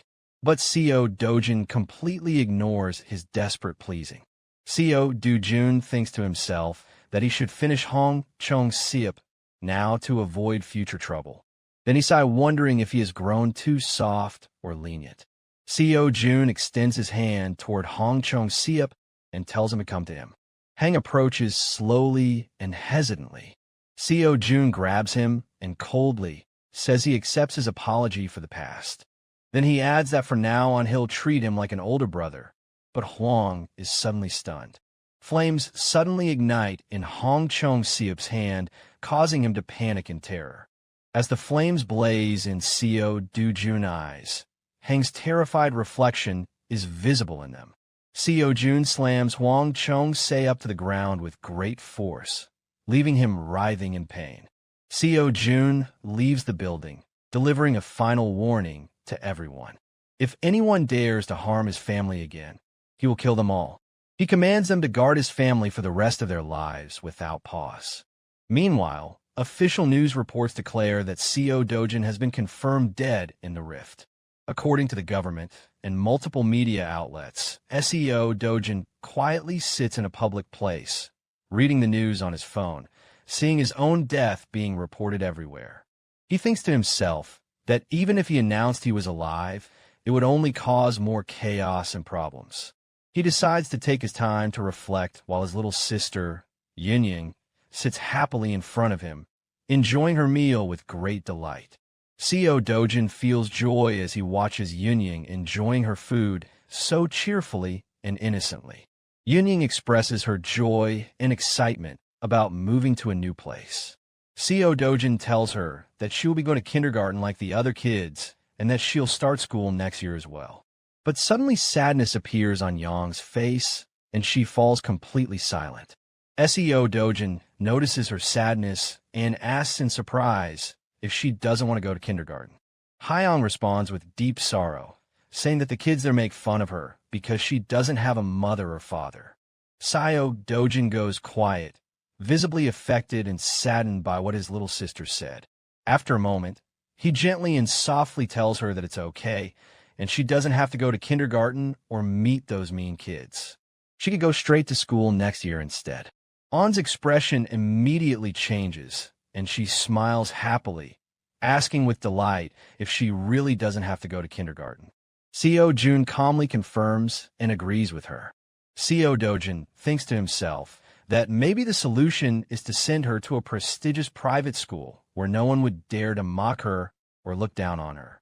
He then remembers a previous moment at the motel where he had scolded his assistant, the one with glasses, for making his grandmother and younger sister stay in a motel, asking if he had any common sense at all. The assistant tries to justify it, saying the motel is owned by them and therefore very safe. But Seo Dojin cuts him off and tells him not to waste his breath with excuses. Inside the room, Yunying screams with joy when she sees her brother, Seo Dojin, enter. She and their grandmother run to him and hug him tightly with happiness and longing. The grandmother grabs Seo Dojin's hand firmly and says with a trembling voice that she can barely believe he's really back, almost crying from joy and emotion. Meanwhile, Yunying continues crying as she repeatedly calls out to her brother, "Ay, Oe." Seo Dojin looks at her feeling a deep sadness and clear emotion in response to his sister and grandmother's reaction. Then he gently reassures them that he truly is back, that he's alive, and that he returned just for them. In a later scene, Yunying asks her brother, Seo Dojin, if he's a hero too. Seo Dojin kindly replies by asking if she really wants him to be one. But she tells him with great sadness that she hopes he isn't a hero because from what she's heard, heroes fight scary monsters and sometimes die in the process. She shows him an innocent drawing representing their family and says that she and their grandmother want him to stay with them for a very long time. Seo Dojin is deeply moved by his little sister's sincere words. He then starts recalling his past life in that dark and brutal world he once lived in. He also remembers how much he lost in his long battles against monsters. But now he admits that he's gained something precious on this journey, something he had once forgotten, his family. Seo Dojin quietly observes his family, sitting together peacefully in their new home, and tells himself that as long as he's in this place, he can protect this small happiness. The scene shifts to a wide aerial view of the city, with a large building visible in the background. The story moves inside that building where a man named Nat Tai Huang, the founder of the Hero Association in Korea and a member of the Global Hero Alliance, appears and says in a serious tone, "So they still haven't found anything yet." His assistant responds respectfully, confirming that no information has been discovered so far and apologizing deeply. Nate Tai Huang was deeply frustrated by his inability to determine the cause behind the mysterious disappearance of the rift. He expressed concern that the rift vanishing on its own could mean it might reappear at any time. His assistant, in a serious and worried tone, confirmed that such uncertainty is extremely dangerous and said perhaps it would have been better if a monster wave had appeared instead of this unpredictability. But Nat Tai Huang suddenly stopped her and insisted that people's safety was the most important thing. He apologized to his assistant for his excessive reaction. Nat Tai Huang is ranked among the top 100 heroes in the world. He is the founder of the Korean Hero Association and a senior member of the Global Hero Union. It's also noted that he could have become president if he wanted to, but he has no interest in the position. He is described as caring only about protecting citizens and being prepared for emerging rifts. Nat Huang instructs his assistant to continue investigating the matter thoroughly, no matter how long it takes. She then informs him that the owner of the house near the rift site has agreed to sell the property, which gives Nat Tai Huang some relief. He also asks her to ensure the owner receives a generous additional payment, so they don't feel bitter or resentful, emphasizing that compensating them for losing their home is well worth it. Nat Tai Huang then anxiously wonders what is really going on, especially since the rift didn't just appear in Korea, but in several other countries at the same time. His assistant confirms that the United States and China have already managed to control the rifts that appeared in their territories, but the real problem now lies in the United Kingdom. She explains that most of Britain's strongest heroes have already been sent to confront rifts elsewhere. Suddenly, an urgent alert appears on Nat Tai Huang's device, and he looks at it in shock and horror. The breaking news announces a new and dangerous rift has appeared in the United Kingdom, and that a state of emergency has been declared there. Citizens are advised to stay alert. The scene shifts to the street where CEO Dojin walks unnoticed among the crowd, staying in disguise. CEO Dojin heads toward a store that specializes in buying Mona stones, where he notices large promotional banners advertising high prices for stones. As soon as CEO Dojin enters the store, the employee screams in terror upon seeing him. The employee shouts for the manager, pointing at Sei Dojin and saying that the person he thought was a bird at first is actually a human. The manager asks if he's referring to that specific person, then turns to CEO Dojin angrily and asks if he's the one who forced the employee to sell stones while he was away. But CEO Dojin responds calmly and sarcastically, saying he arrived at just the right time because he has a large number of mana stones he wants to sell, and he had hoped to find someone high-ranking who could handle the transaction. He throws his heavy bag of mana stones onto the floor with force, creating a loud thud. The manager looks at the stones and assumes they're low-grade like the last time. Deciding he won't deal with CEO Dojin again, he tells him to leave immediately. CEO Dojin is surprised by the manager's reaction and sharply asks if he doesn't want to do business with him. The manager insists angrily that dealing with Sei Dojin at just a 1% commission is unreasonable and results in major losses. He says he won't work with him again, but Sei Dojin responds calmly and confidently, saying the manager will regret that decision with a clear look of challenge on his face. The manager retorts that it's impossible to reason with him, adding that there's a reason the Gates Center charges a 5% fee and says there's no point explaining anything to someone like him. He insists on his position and orders CEO Dojin to leave the store and never return. As Sei Dojin emptied his bag onto the floor inside the store, a large number of red mons spilled out. Both the employee and the manager were astonished upon seeing such a vast quantity of valuable stones. Then the manager noticed a particularly special stone among them known as the Hero Mana Stone, which is rumored to be worth over 1,000 times the annual income of an average person. But CEO Dojin calmly responded to their amazed looks, saying that if they weren't interested in buying the stones, he could simply forget it and leave. The properties of the Hero Mana Stone were clearly explained, being an extremely rare stone with immense power and tremendous monetary value. A story was mentioned about a well-known drug dealer from Mexico named Crazy Man who once tried to dismantle mana stones to create drugs. But while doing so, the Mona's power awakened him as a hero for the first time. Since then, these stones have become highly important to heroes because of their incredible strength and ability to enhance mana. In the store, the manager and the employee kept staring at the rare stone in astonishment, fully aware of its great value. But CEO Dojin calmly asked them to return the stones to the bag because he was going to leave. The manager's attitude changed instantly, and he addressed CEO Dojin with extreme politeness and a wide smile, asking him to sit for a moment while they assessed the stones. The employee immediately began gathering the stones and carefully arranging them on the table. CEO Jun sat and waited for the evaluation, drinking his beverage with cold detachment. While waiting, the manager cautiously tried to discuss the commission rate of only 0.5%, expressing concern that it was too low. CEO Dojin responded indifferently, telling him, "Then don't accept the deal." The manager became extremely tense and quickly apologized, clarifying that he didn't mean to reject it. He was just curious. The manager asked CEO Dojin why he reduced the commission to 0.5%, and CEO Dojin replied by stating the reason was simply his annoyance. The manager was filled with fear and quickly apologized, admitting he had made a mistake by not thinking carefully. CEO Dojin responded with obvious coldness, saying he was tired of hearing apologies and clearly asked whether the manager would accept the raid or not.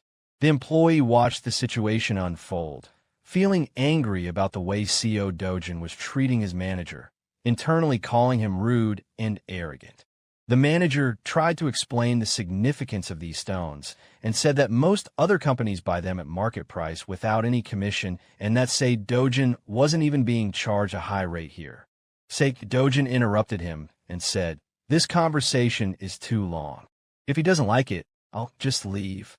The manager started lowering the rate quickly, first suggesting a 9% commission, then 8%, but CEO Dojin mockingly rejected all of his offers. The manager continued trying to negotiate with CEO Dojin, gradually lowering the commission to 7%, then 6.5%, but CEO Dojin rejected them all and mocked his poor negotiation skills. The manager dropped to his knees in desperation before CEO Dojin, but CEO Dojin offered him a 1% rate as a gesture based on their previous dealings. However, when the manager screamed internally and called CEO Dojin a highway robber for demanding such a rate, it became clear how angry and desperate he felt. CEO Dojin gave him a calm smile and told the manager quietly that just so he knows, he still had about 7 more bags filled with the same kind of stones. At that moment, the manager's attitude changed completely. He shouted at the employee to hurry and bring the contract immediately. Realizing the value of the deal, he had almost lost. CEO Dojin looks at his phone and thinks that achieving the dream of buying a house worth 110 billion won no longer seems impossible given the amount of money he has managed to gather so far. But he soon faces a new problem. He can't obtain high-quality mana stones just from regular gates. He thinks to himself that it would be great if he could enter rift zones freely, as they're the main source of high-grade mana stones. Suddenly, CEO Dojin's phone emits a loud notification sound. The store manager concerned asks if a monster wave has broken out. CEO Dojin looks at the phone, and it turns out the message is about a new monster wave emerging in the United Kingdom, specifically in the southern region. The alert advises all travelers and business people to immediately revise their plans. A sarcastic smile appears on CEO Dojin's face, and he internally describes those who failed to control the situation as incompetent. CEO Dojin then walks down the street, recalling that in the past, when he was a hero who followed official orders and instructions, he would have rushed immediately to help contain the rift zones. But now he tells himself that he no longer lives that way. In another scene, Yunying and her grandmother sit around the dining table, visibly surprised by the luxurious spread of food before them. The grandmother, looking at the menu in disbelief, wonders aloud if it makes sense for 100 grams of meat to cost 250,001. Clearly worried about the price of the meal. But CEO Dojin calmly and confidently tells her that he made a lot of money this time, so they can eat without worry and enjoy as much as they want. Anyong looks extremely happy as she starts eating the delicious food, clearly enjoying the taste and showing her joy openly. On the other hand, the grandmother remains hesitant and seems concerned about the high cost of the meal. Ignoring his grandmother's concern, CEO Dojin asks the waitress to bring more of the most expensive meats on the menu. The grandmother questions again why he's ordering such large amounts of food, telling him that she doesn't know how they'll possibly finish all of it. But CEO Dojin smiles confidently and gently tells her that they should just enjoy and eat as much as they like today, encouraging her to eat more. The grandmother is hesitant at first, but eventually takes a piece of meat and tastes it. Anyong excitedly expresses how much she loves the food and urges her grandmother to eat quickly, insisting it's incredibly delicious. The grandmother begins to eat and shows clear enjoyment of the taste, with signs of happiness and satisfaction appearing on her face. Meanwhile, a mysterious figure with purple hair walks confidently toward the place where CEO Dojin's family is seated. This mysterious figure approaches CEO Dojin's table and addresses him, saying, "Mr. CEO Dojin." CEO Jun turns to her with a sharp and confident look, waiting to hear what she has to say. The mysterious woman politely asks to speak with him privately for a moment, but CEO Dojin responds with clear coldness, telling her that he is currently having a meal with his family, and if she has something to say to him, she should come back after he finishes eating. After CEO Jun's cold response to Hyuno Yen, She falls silent in surprise and stares at his back, astonished that he would ignore her despite her great fame. Hyunho calmly agrees to his request and steps aside to sit nearby, wondering to herself with some confusion, what kind of strange man dares to ignore her like that? People in the restaurant begin to stare at Hun Jojo Yin in amazement, recognizing her as a highly famous and well-known figure. Whispers spread through the place, pointing out that she's the world-class S-rank hero and global celebrity. Hun Joan. Some comment that she truly deserves the title of the world's strongest hero, while others wonder who the person is that she's waiting for in such a manner. Hun Jojo Yin thinks to herself that Seo Dojin is the man who suddenly appeared 2 months ago and was confirmed dead after entering the rift. Yet clearly, he is very much alive.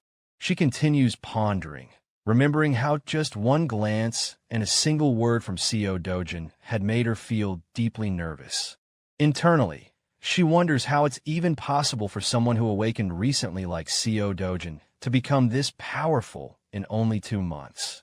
Especially when one of the world's richest businessmen, known as the Oil Baron, took 5 years after awakening to reach Shrank. She firmly tells herself there's no way this man became an S-rank hero in just 2 months and assumes he must possess some other special ability that makes him strong. Meanwhile, Seo Dojin's family finishes their meal, and Eunyoung expresses great joy after enjoying such a delicious feast. The family turns to leave the place, but they stop when Eunyoung and her grandmother notice someone approaching them with distinct footsteps. Seo Dojin turns around calmly, but his expression sharpens with seriousness, preparing for whoever is coming. Suddenly, a large-built man appears and begins to laugh mockingly upon seeing Seo Dojin, sarcastically asking if he's really Seo Dojin and how he managed to survive and escape from that gate. It becomes clear that this man is Kong Kail Wu, the person Seo Dojin had been looking for due to what he did to him in the past. Hyunho Yin immediately stands up in alarm when she sees Kong Kail Wu, and she internally groans in frustration, wondering why Kong Kail Wu of all people had to show up now. Kong Kail Wu confidently steps towards Seo Do-jun, while Seo Jun's family stands behind him. Tense and shocked, Kong Kail Wu stretches out his hand to stop Seo Jun and tells him to stand still and not move. But Seo Do-jun ignores him, turning instead to Han Yin and saying that he's free now since she previously said she had business with him. Kong Kail Wu quickly turns, stunned, to see Han Yin suddenly standing in front of him. He looks at her in confusion, questioning why she's here. Seo Dojin calmly steps in and says to Han Joan, "I'll listen to what you have to say, but can I ask for your help with something for my family first?" Han Joy cautiously asks what exactly he needs, and he replies calmly that she should call a taxi for his family and help him get in. Seo Dojin then adds with a very confident look, "As for him, there's a debt that needs to be collected first." Hyunho Yin quietly and attentively fulfills Seo Dojin's request, helping the grandmother and Yunying into the taxi and reassuring them to get in without worry. She says goodbye to little Yunying with a kind smile and warmly waves to her. The taxi carrying Seo Dojin's grandmother and his sister Yunying drives away, and Han Yin sigh in clear relief after seeing them off safely. Meanwhile, Seo Dojin delivers an extremely powerful punch to Kong Kail Wu, causing him to stagger back, shocked and in pain. Kong Cha Wu becomes absolutely enraged, his eyes turning red with fury, and he vows that Seo Dojin will pay dearly for that hit. One of the restaurant workers tries to defuse the situation and ask them not to fight inside the premises, but Kong Chi Wu violently shoves her aside in anger and yells at her to get away from him immediately. Chaos erupts in the restaurant, and customers start rushing out in fear, afraid that the situation will escalate. Kong Kail Wu screams at Seo Dojin, threatening to kill him and furiously demanding to know if he really has a death wish. But Seo Dojin faces him with immense confidence and strength, landing another powerful blow that completely knocks Kong Kail Wu off balance. Kong Kail Wu stumbles back in pain and clearly shaken by the unexpected strike. Struggling to regain his footing, Seo Dojin approaches him calmly and calls out clearly, Kong Kail Wu. He then firmly reminds Kong Chi Wu of what he did in the past, how he tried to kill him by trapping him inside a gate to die. Seo Dojin angrily states that there are a lot of things they need to talk about clearly and directly. Kong Cha Wu responds with bitter sarcasm and rage, saying he has nothing to say to a worthless person like Seo Dojin, and even mentions that his own father abandoned him.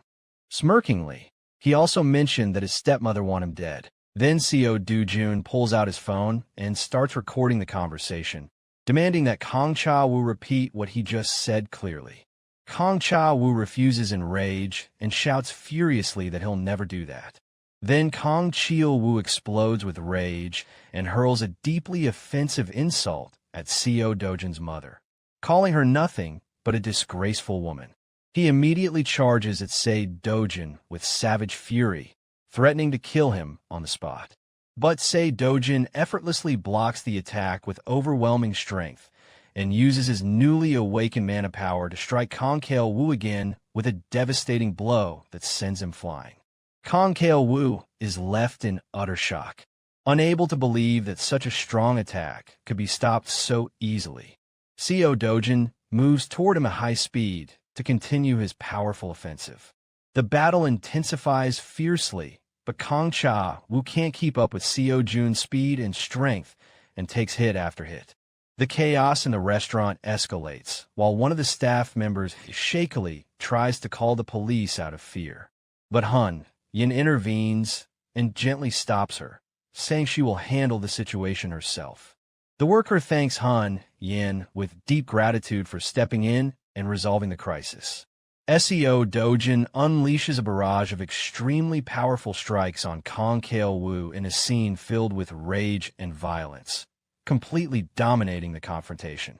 As the confrontation continues, Seo Dojin lands a powerful blow on Kong Kail Wu, sending him crashing to the ground. A voice is heard in the scene commenting in disbelief that Kong Kail Wu, a B-rank hero, was defeated so easily. Speculation continues about Seo Dojin's power, with some saying he might be a rank. But even so, he shouldn't be able to overpower a B-rank hero this effortlessly. Hyen Joan calls out to Seo Dojin as he calmly advances toward his opponent. From a distance, Hun Yin watches the situation and quietly tells Seo Dojin his opponent will die if he continues. He walks towards Seo Jun and addresses him again. Then she seriously asks how much he truly knows about Kong Chi Wu. Seo Dojin replies with complete calm and great confidence, saying he knows enough, then asks her in surprise whether that's a problem for her. Hyuno Yin responds with clear concern, firmly saying, yes, that is a problem. She then explains the reason, saying the issue is that Kong Kail Wu's cousin is Kong Yong Bio, an S-rank hero. But Seo Dojin replies indifferently, saying he already knows that, and asks her again whether that's a problem for her. Hyun Joan is shocked by his calm response, and thinks to herself in disbelief how he could know such a dangerous fact and still act like he doesn't care about the consequences. She considers his behavior extremely reckless. At that moment, Kong Kail Wu is still on the ground, while Hyuno Yin tells Seo Dojin that the only reason he's still alive after everything he's done is because his cousin Kong Yong Bio has been protecting him. He calls Seo Dojin's actions dangerous and reckless, then warns him that if he really thinks he can take on Kong Yong Bio, he's essentially sentencing himself to death. Hun Jojo Yin asks Seo Dojin if he truly isn't afraid of Kong Yong Bio. Seo Dojin replies with absolute confidence and clear coldness, saying the more important thing right now is that she's starting to annoy him. Seo Dojin and Hun Yin stand face to face, locking eyes with sharp and challenging gazes. Meanwhile, the terrified waitress, shaken by the entire confrontation, tells Hyun Jojo Yin in fear that she had promised to handle the situation herself. The tension between Seo Dojin and Hun Yin continues, and it feels like the confrontation could drag on for a while, but Hun Yin sighs and apologizes to Seo Dojin, saying she didn't want to show up this way, but she came because her uncle asked her to resolve this problem. She then gets straight to the point and tells him she knows he sold mana stones at Gas and Stoneman and asks him to sell them to her instead. Co Dojin coldly and bluntly asks how much she's willing to pay for the stones. Hun Jojo Yin clearly tells him she'll buy whatever amount he has regardless of the quantity. Soto Jun gives a slight sarcastic smile and tells her that's actually very good. Hun Yin confidently explains that the wealth of an S-rank hero exceeds anything he can possibly imagine. While Kong Cho Wu is still lying on the ground, Co Dojin says he's not against the deal, but he has one condition that must be met first. Hyuno Yin asks him what the condition is. Co Dojin replies with cold composure and confidence, saying the condition shouldn't be a big deal, especially if it's Hun Yin who's handling it. In a sudden cut to another scene, a cup is seen shattering violently on the ground. His stepmother, Hong Hai-ju, screams in frustration, saying he was supposed to be dead. She continues shouting that she thought he had died inside the new rift. In another scene, a second cup shatters as Mr. Lee appears in a state of shock and disbelief. Mr. Lee apologizes deeply, says that even the Hero Association itself was convinced that the man in question was dead. Hong Ju is in a state of extreme anger, screaming at one of her staff after smashing a cup on the floor, telling him not to make excuses. She then demands to know furiously how he plans to fix the situation. The employee hesitates slightly before nervously saying he has something important to report to her. The employee tells Hong Hai-ju that Kong Kale Wu was beaten by Co Dojin. Hong Hai-ju is completely shocked by the news and exclaims in disbelief, "How did that idiot Kong Cha Wu let this happen?" She thinks to herself that Co Dojin might have found something out. Hong Hai-ju starts to consider the consequences, telling herself that if her husband or father-in-law finds out, it'll cause a huge problem. However, she adds that she'll find a way to handle it. She also worries that if the news reaches the media, it could trigger a major stock market crash. She starts screaming again, ordering her staff to shut everything down, control the media and social networks, and cut off all communications. She yells that the first thing they need to do is sever contact with the police. One of the employees calmly informs her that the media and the police have already been silenced.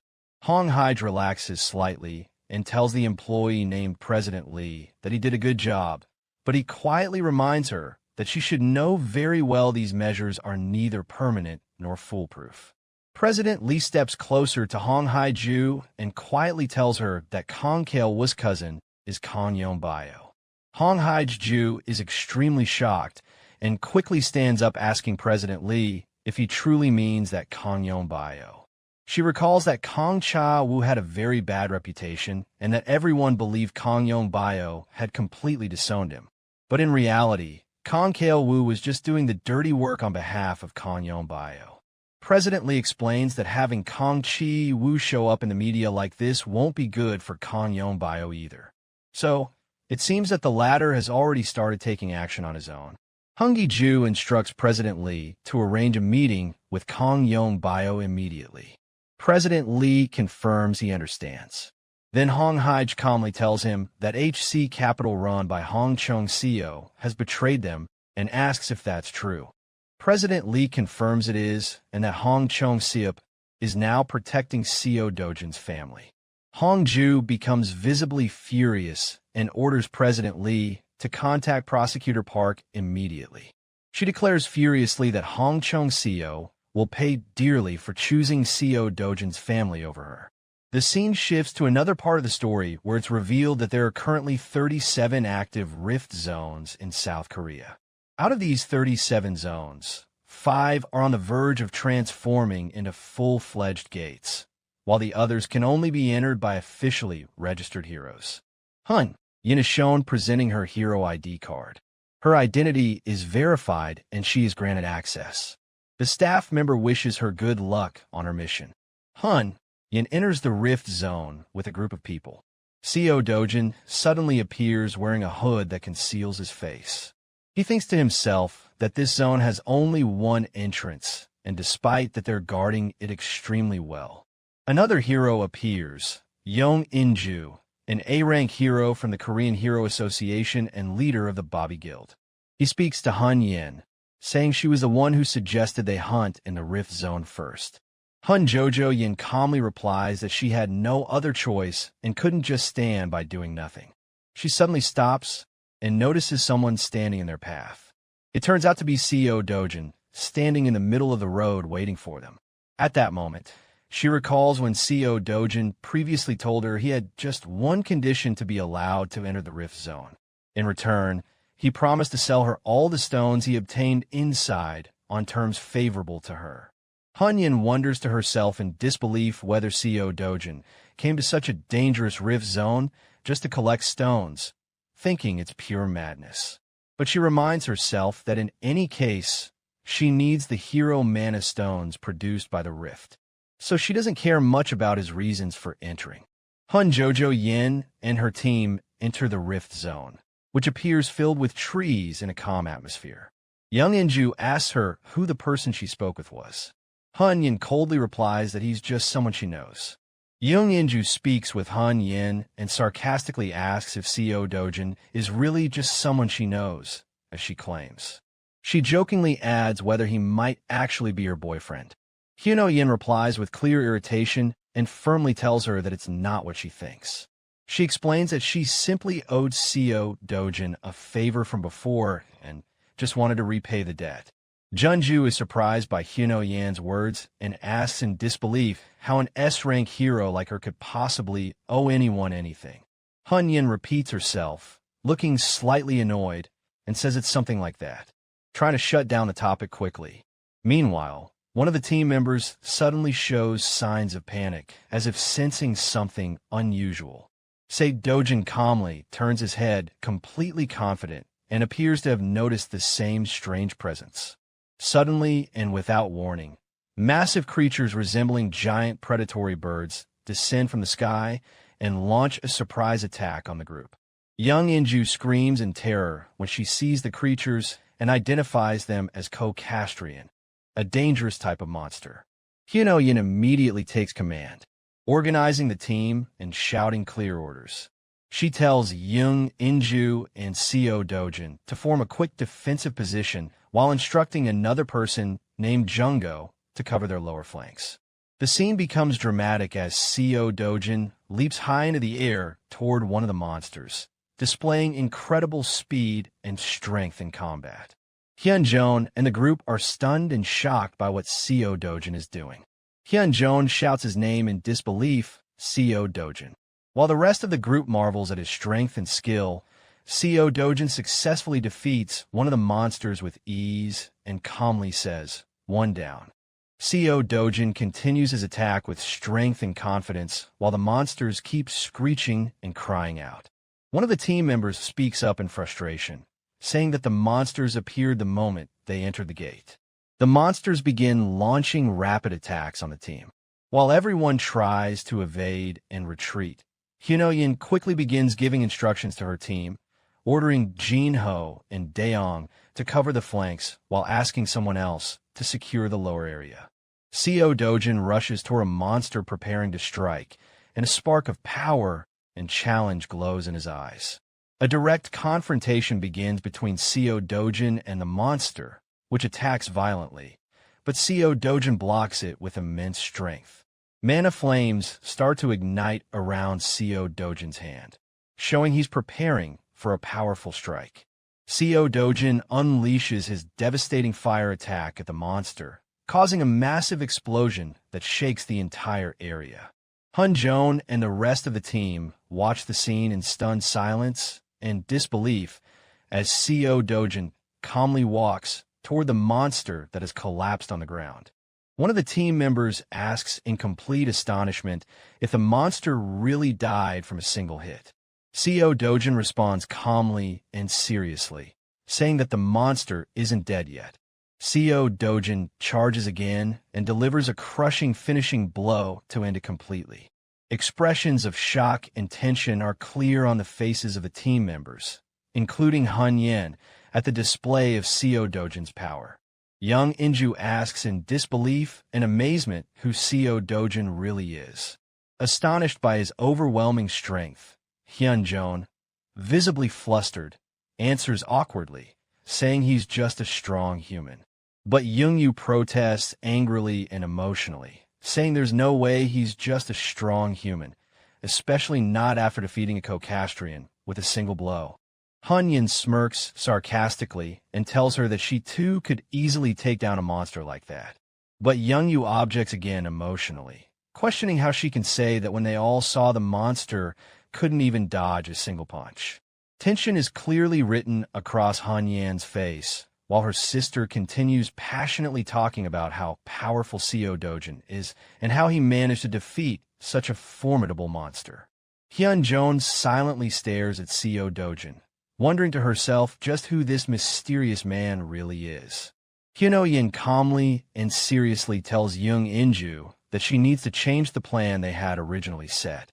She tells her team that she's decided they'll head straight to the heart of the area. Meanwhile, Seo Dojin calmly sits in front of the slain monster and begins carving up its body with a knife, clearly stating that he doesn't intend to share the spoils with anyone who didn't participate in the fight. Hun-yin replies with calm confidence that she never intended to ask for a share in the first place.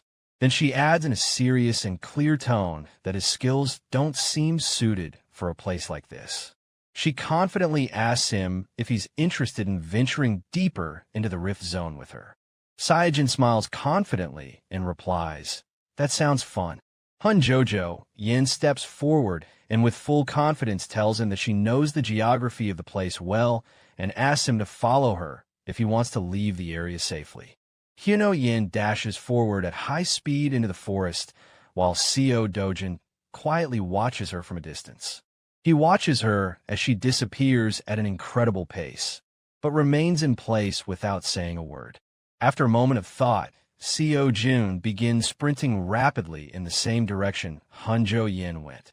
Meanwhile, where one of them asks Young In-ju, the guild leader, if they're going to move.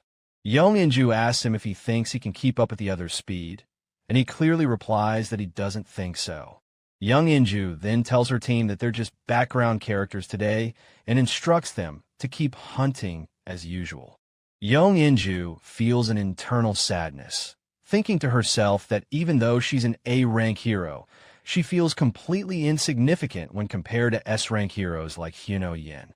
Hyo Yin keeps moving at tremendous speed, wondering to herself if she should slow down a little, but suddenly Seo Dojin flashes past her at an incredible speed, overtaking her with ease. Hun-jong is stunned when she sees Seo Dojin pass her so easily, the shock clearly written on her face. She thinks in disbelief and frustration about what just happened, wondering if she really got overtaken, even though she came in the top 2 fastest hero in Korea. Seo Dojin calmly smiles and tells Han Yin that she's slower than he expected. He adds sarcastically that she was running like she was trying to get rid of him.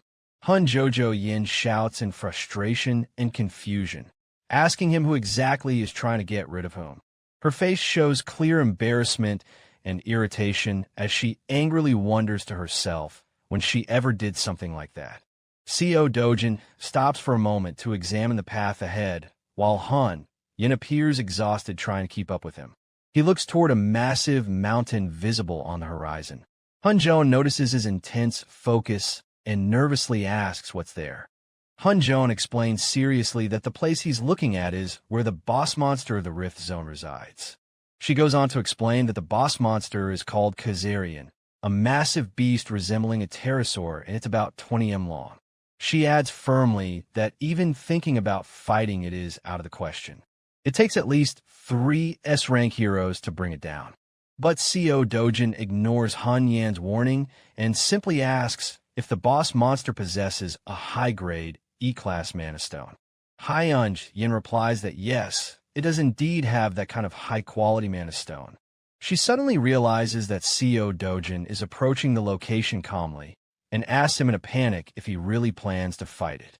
Hun Yin voices her frustration, saying she didn't bring him here to do something so reckless. But Seo Dojin pays no attention to her warnings and instead charges forward at incredible speed toward the boss monster's location. Hun Jojo Yin screams in terror and utter shock, wondering to herself what on earth Seo Dojin is thinking. The fear is clearly written all over her face. Hun Joan tries to stop Seo Dojin, shouting after him to stop, but Seo Dojin ignores her call and continues sprinting at immense speed toward his target. A scene appears showing a massive mountain dominating the landscape, with the place appearing deeply mysterious. Moments later, Hien Joa Yin stops in her tracks, stunned, wondering what just happened. Expressing her great confusion about Seo Dojin's speed and strength, she turns and sees the body of the boss monster, Caesarion, lying on the ground, already defeated. Shock and astonishment are clearly visible on Hyun Joy's face when she realizes that the massive beast Caesarion was taken down so easily by Seo Dojin. Hyun Joan recalls and reminds herself that Caesarion is an incredibly powerful monster, and that in the past the only one who managed to defeat it was an S-rank hero named Park Hyul. It's mentioned that Park Hyul is a very famous S-rank hero known for slaying the monster Caesarion. Even Park Hyul couldn't defeat Caesarion in his first battle, except with extreme difficulty despite being accompanied by 30 A-rank heroes. It's stated that all of the A-rank heroes who participated in that first battle died, and only Parkul barely survived. It is later mentioned that Parkul decided to launch a revenge battle, this time accompanied by another S-rank hero and 200 A-rank heroes. A fierce battle ensued during which Parkul launched a brutal and intense attack on the monster Caesarion. Eventually, Parkul succeeded in killing Caesarion once and for all. But despite that success, most of the heroes who joined that revenge battle were killed, and the Mega Guild Sweet Life that Park Hyul built was not able to recover its strength even after 3 years. Returning to the present, clear signs of frustration appear on Hyun Yan's face when Seo Dojin sarcastically tells her that she knows perfectly well she didn't contribute anything to killing the monster. Hun Joyan continues, thinking in deep shock, saying to herself that she wouldn't have believed what happened had she not seen it with her own eyes. She repeats again in utter disbelief that the famous monster Caesarion was taken down in a single blow by Seo Dojin. At that moment, Seo Jun lifts the massive mana stone he obtained from Caesarion's body and gazes at it calmly without saying a word. Seo Dojin coldly tells Hun Yin that he no longer needs a guide. He turns around and tells her that from now on he'll proceed on his own, then begins walking away, leaving the place behind him. But Hyunjan stops him and asks in surprise if he doesn't plan to take other valuable parts from Caesarion's body, pointing out that its beak, claws, and other parts have high academic value in addition to the Monasteron. Seo Dojin turns to her and replies with a calm, confident smile that those things aren't worth the time or money. He further explains that it's better for him to spend his time collecting more mana stones from different monsters, then adds that she can keep those parts as payment for guiding him earlier. Hun Jones silently and with great astonishment watches Seo Dojin walking away without a care, looking extremely confident as he heads toward a distant mountainous area. The other teammates stand in silence, visibly stunned. They begin talking among themselves in disbelief, with one of them saying that Seo Dojin borrowed a large bag and returned with it completely filled with mana stones. He adds in amazement that if their guild tried to do the same, it would take 20 hours of group hunting, maybe even 3 full days considering the bag's contents. Hun Joan sits on a rock lost in deep thought and confusion over Seo Jun's true identity. She continues wondering in amazement how he managed to collect such a massive number of stones so quickly. Young Inju is struck with fear as she remembers Hun Yan's words. Shocked that Seo Dojin defeated the monster Caesarion alone without any gear or armor, she thinks in deep alarm that this level of power alone is enough to make him the strongest in South Korea, possibly even in the entire world. Seo Dojin is then shown calmly walking with great confidence, carrying another bag full of stones. The group continues watching him in awe as he fills yet another bag, commenting that if they told anyone what happened today, no one would believe them. They'd be called crazy. One of them clearly tells the others not to ever speak of this event to anyone, insisting no one would believe it anyway. From a distance, the team sees Seo Dojin and Han Yin talking to each other, though they can't hear the conversation. The team begins discussing the nature of Seo Dojin and Han Yan's relationship, wondering if there's something romantic between them. One member remarks that any man standing next to Han Joy would have to be that handsome, calling them an incredibly attractive pair. Young Inju starts thinking deeply and tells herself it would be strange if their relationship was just a passing connection. She adds surprise that Seo Dojin treats Han Yin so casually as if she were just a normal person and wonders how anyone dares speak to her like that. Suddenly, Seo Jun walks over and hands Han Yin one of the bags filled with Monstones.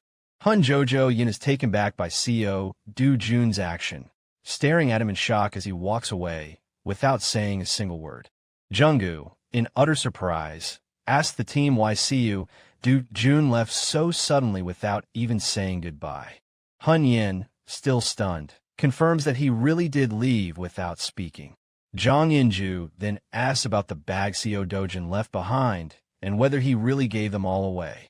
Han Jojo Yin begins explaining what happened exactly. She says that when she told Seo Dojin he'd become incredibly famous, if word got out that he defeated Kazarian, he replied that he wasn't interested in fame and told her to handle it herself. The entire team reacts with visible shock and disbelief upon hearing this. Young Inju, utterly baffled, asks what kind of person Seo Dojin really is. Han Joy remains silent, staring off into the distance, once again wondering deeply with curiosity and confusion just what kind of person is he. The scene shifts to Park Hyle as he delivers powerful repeated strikes to his sandbag. Park Hyul continues his assault with all his might, screaming with a tremendous force that reflects his determination. He charges forward with fierce intensity and lands an extremely strong punch, causing a massive explosion. After the training ends, Park Hyu appears extremely exhausted and furious. Park Hae is introduced as an S-rank hero in the Korean Hero Association and the leader of a guild called Sweet Life. At that moment, a man in a formal suit approaches him, asking him to calm down and reminding him of a popular saying, "The frog that crouches the longest jumps the farthest." The man continues explaining that patience in tough times will only increase his fame and reputation. Park agrees with the man and says he'll make everyone who underestimated him pay the price. The man assures him that as his power builds up gradually, it will eventually explode one day. The man goes on to say that this day will certainly come, and when it does, everyone will kneel before Park Hae. He adds that no one knows better than Park Hyle how to defeat the monster Kazarian. The man smiles and explains that Park Hae-ul will go down in history as the hero who defeated Kazarian with the smallest team possible, and that the Hero Association might even grant him exclusive rights to hunt the beast. Park Hae-ul laughed confidently, affirming that he truly is the one who knows best how to defeat the monster. He then looks at an old group photo, which reminds him that his guild has become far weaker than it was 3 years ago. Nevertheless, Park Hae continues speaking with confidence, claiming that he's still the only one capable of defeating that giant flying monster. The man smiles and assures him that no one else can do it but him. The story then shifts to another location, showing an image of a large building along with some files and photos where the name Seo Do Jun is mentioned. A man named Kong Yong Bio, another S-rank hero in the Korean Hero Association and the cousin of Kong Kale, Wu holds the documents and curiously asks if they are about Seo Dojin. This is confirmed, and one of the men explains that Kong Kale Wu tried to get rid of Seo Dojin by sending him into a rift a few months ago, but he didn't die. Instead, he awakened inside the rift. Hong Hiju is mentioned as well, the CEO of the T Group and the second daughter of the W Group. She was the client who requested the elimination of Seo Dojin. Kong Yong Bio asks in surprise why a wealthy woman like her would care about a nobody like Seo Dojin. It is explained that Seo Dojin is an illegitimate child of the T Group, taken in at the age of 7, but cast out after Hong Hai-ju gave birth to her own child 6 years ago. Kang Yong-bio smirks sarcastically and says that blood relations don't matter in the world of the wealthy. Kang Yong-bio then asks how much money Kang Cha will receive for the job, and he's told it was 3 billion won. Kang Yong-bio remarks that the amount is too little. The man adds that Kang Cha will ended up in terrible shape with a body covered in burn scars, completely blind in both eyes and on the verge of death.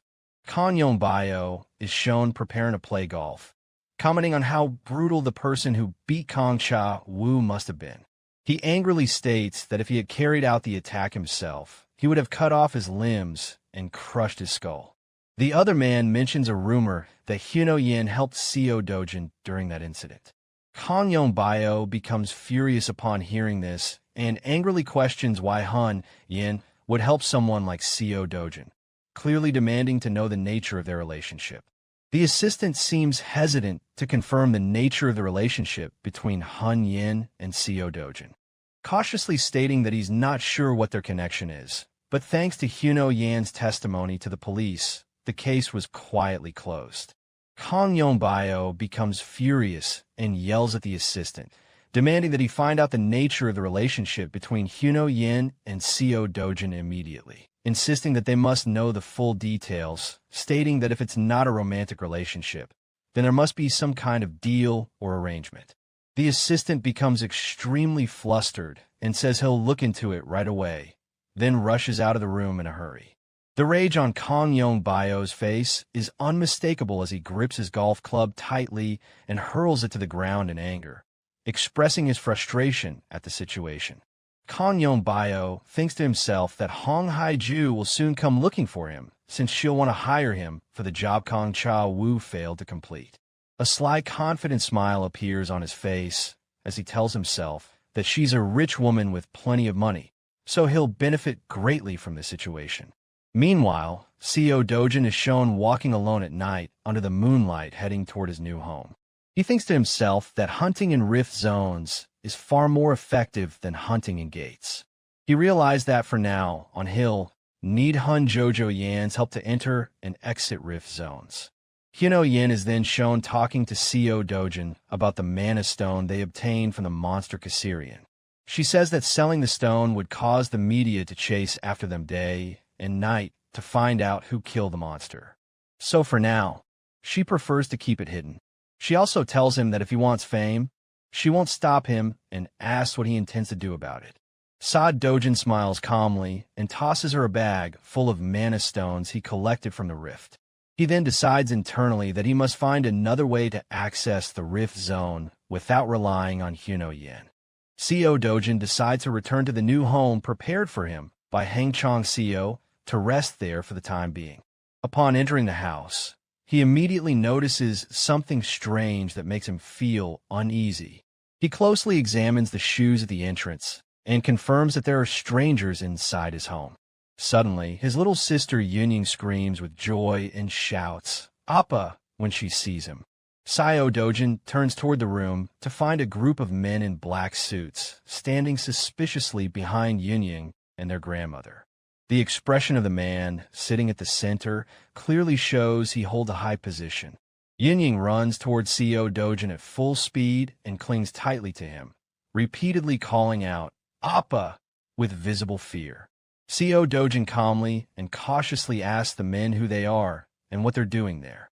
The seated man calmly introduces himself as Prosecutor Park Chi-young from the Seoul District Prosecutor's Office, then asks Seo Dojin if he knows someone named Hwang Chung-sip. Seo Dojin remains silent and tense while Yunying clings to him in fear over what's happening. The prosecutor informs Seo Dojin that he is under emergency arrest on suspicion of involvement in illegal high-interest lending operations run by Hang Chong-sip through HC Capital. Scene shift to a towering government building. Dojin sat alone on a chair in a quiet, dimly lit room. His eyes flicked to the side at the sound of approaching footsteps echoing from the hallway, accompanied by a voice. "Yes, Director Lee. Don't worry. Both Huang Chang-up and Seo Dojin are behaving themselves." The door creaked open. Park Chi-long entered, still talking on the phone, Thank you for even worrying about my daughter's overseas studies. While he chatted casually, Dojin remained silent behind the thick glass of the interrogation room. And please extend my sincere thanks to Director Hong as well. But his gaze soon fell on the thin, motionless figure seated across the room. His expression shifted and steely. You want to know why I became a prosecutor? He asked, leaning down with a wide, menacing grin. To wipe scum like you off the streets. With a sharp thud, he slammed a heavy stack of documents onto the table. Grabbing a few sheets, he flipped through them and says, "Let's see. Just these charges alone will get you a minimum of 10 years. His tone turned razor sharp and says, "Thanks to Huang Changup's testimony, we already have more than enough to bury you." Dojin's eyes grew dark and heavy with fury. Qilong shot and says, "Look at this bastard. Do you seriously think I'm fabricating all this?" Suddenly, Dojin's voice cut through the tension like a blade. "Hung Haiju. It's her, isn't it?" Qilong froze, thrown off. "Who? Hongiju? Who the hell is that?" But Dojin had gone quiet again, lost in thought. Looks like Huang Changup's side has already been crushed. I kept quiet to avoid escalation. But now, Qilong clicked his tongue in irritation and paced closer to Dojin, muttering, "Where the hell did a punk like you hear that name?" Leaning in threateningly, his voice dropped to a sinister growl. "You really think the prosecutors of the Republic of Korea are small fries? Your life's over, idiot." But at that moment, something flickered in Dojin's eyes, subtle but chilling. It sent a wave of dread crawling up Qilong's spine. He instinctively stumbled backward, cold sweat forming on his brow.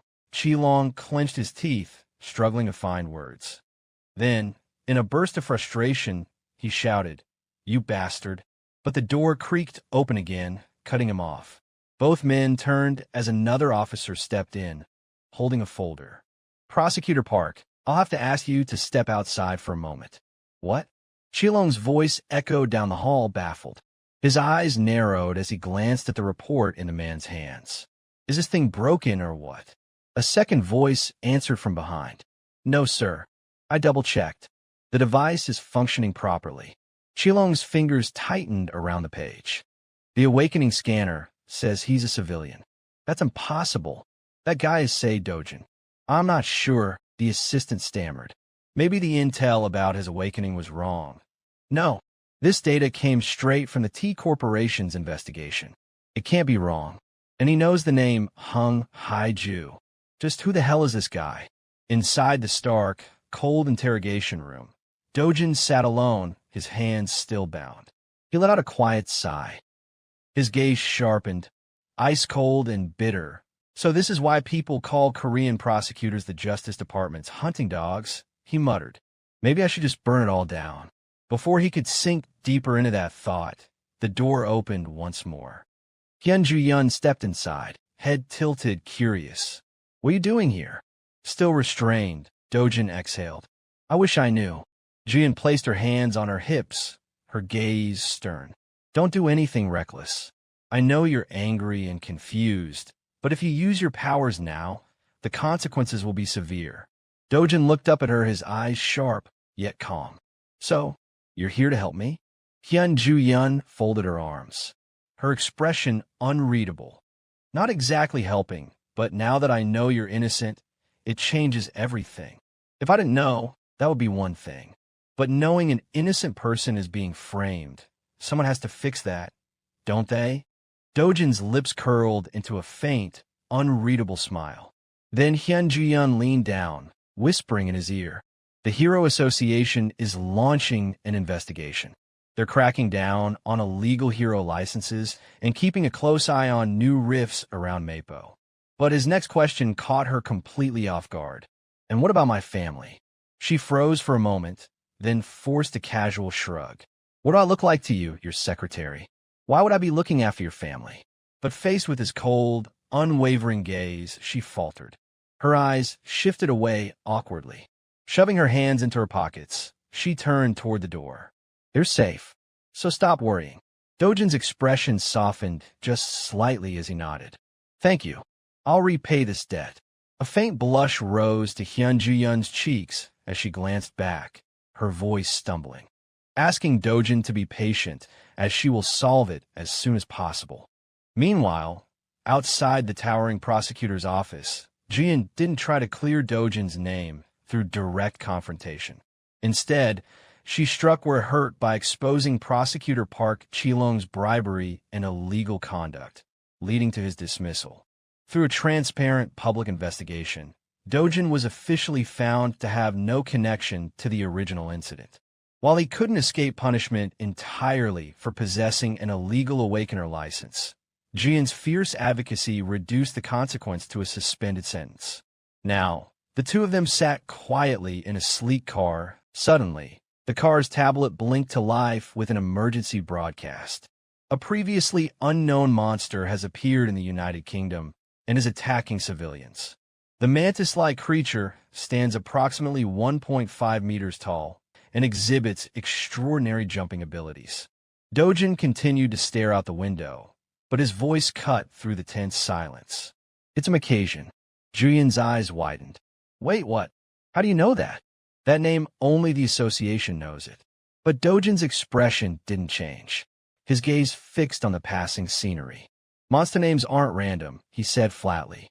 His thoughts drifted to the glowing red magic stone inside a cold, sterile lab. That stone held not only condensed magical energy, but also encrypted data. If decoded, it could reveal the monster's true name and the devastating knowledge tied to it. His mind flickered between two realities, one functioning under science, the other decimated by magic. In his memory, beside that crimson magic stone, lurked a black. Inhuman monsters from that world are now appearing in this one. Then Dojin already knows most of their names. Sitting with arms crossed, he spoke again, calm and clinical. "Macasions can be easily neutralized using red blossom extract." Julian furrowed her brow. "Red blossom? Unts."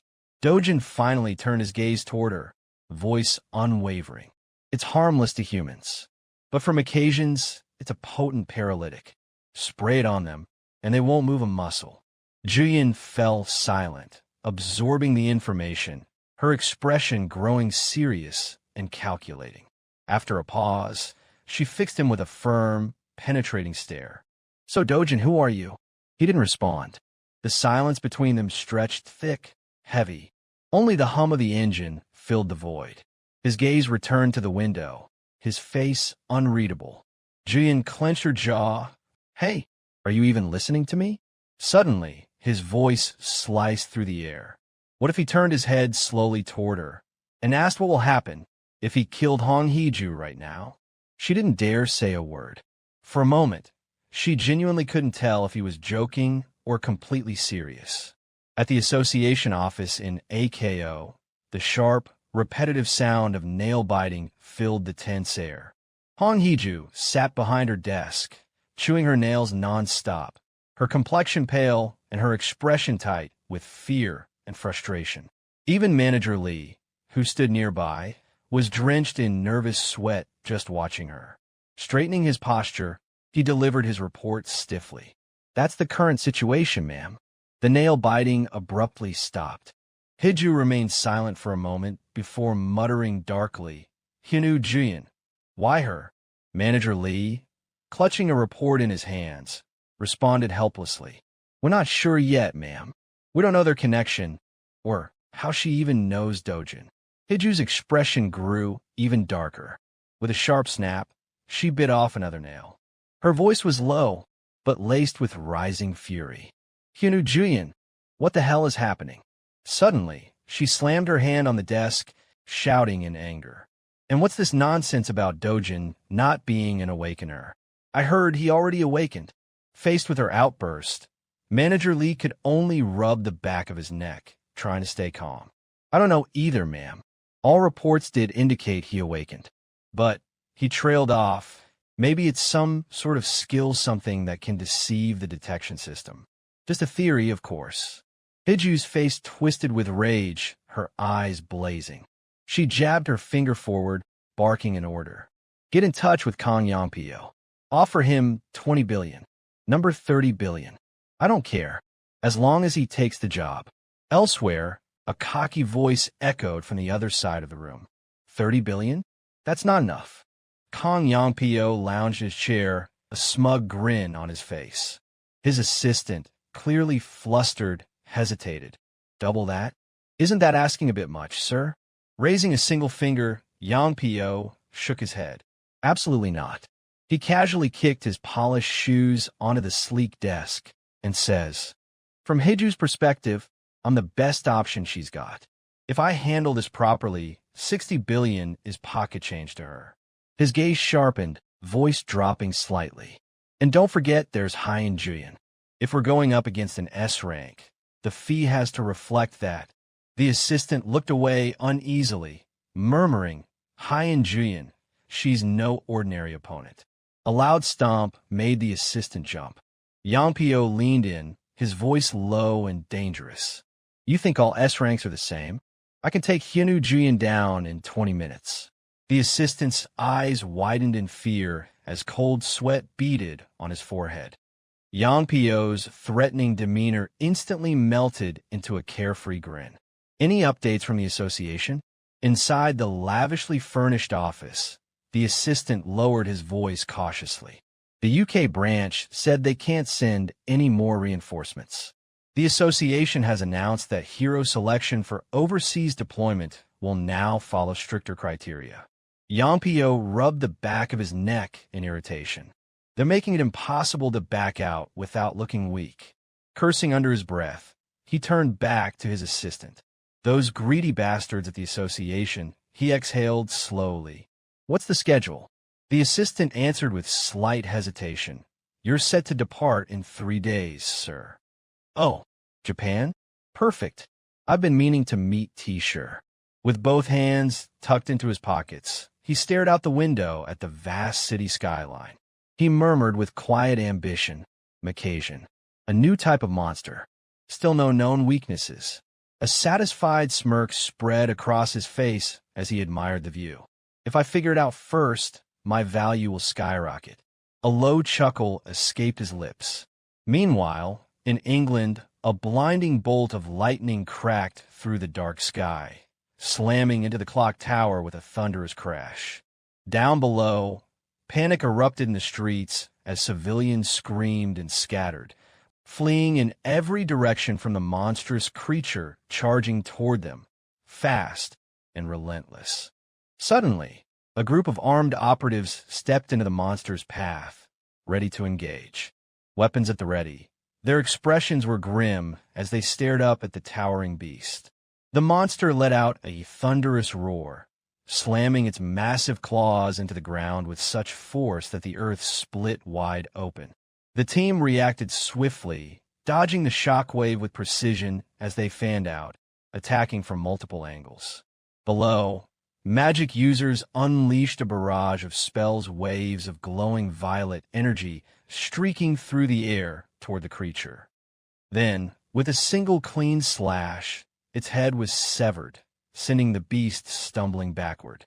Moments later, its headless body crashed to the ground with a sickening thud. Breathing heavily, the group stood in silence, eyes fixed on the mangled corpse. But the moment of relief was short-lived. One of them suddenly froze, his eyes narrowing at a distant sound. He looked up. A flash of lightning cracked across the sky, illuminating the ominous clouds and revealing several more monstrous figures lurking in the shadows. A razor-sharp claw plunged from above. The man's eyes widened in horror, unable to react. And so began the night of terror in the United Kingdom. Beneath the towering clock tower, the ground was still stained with blood.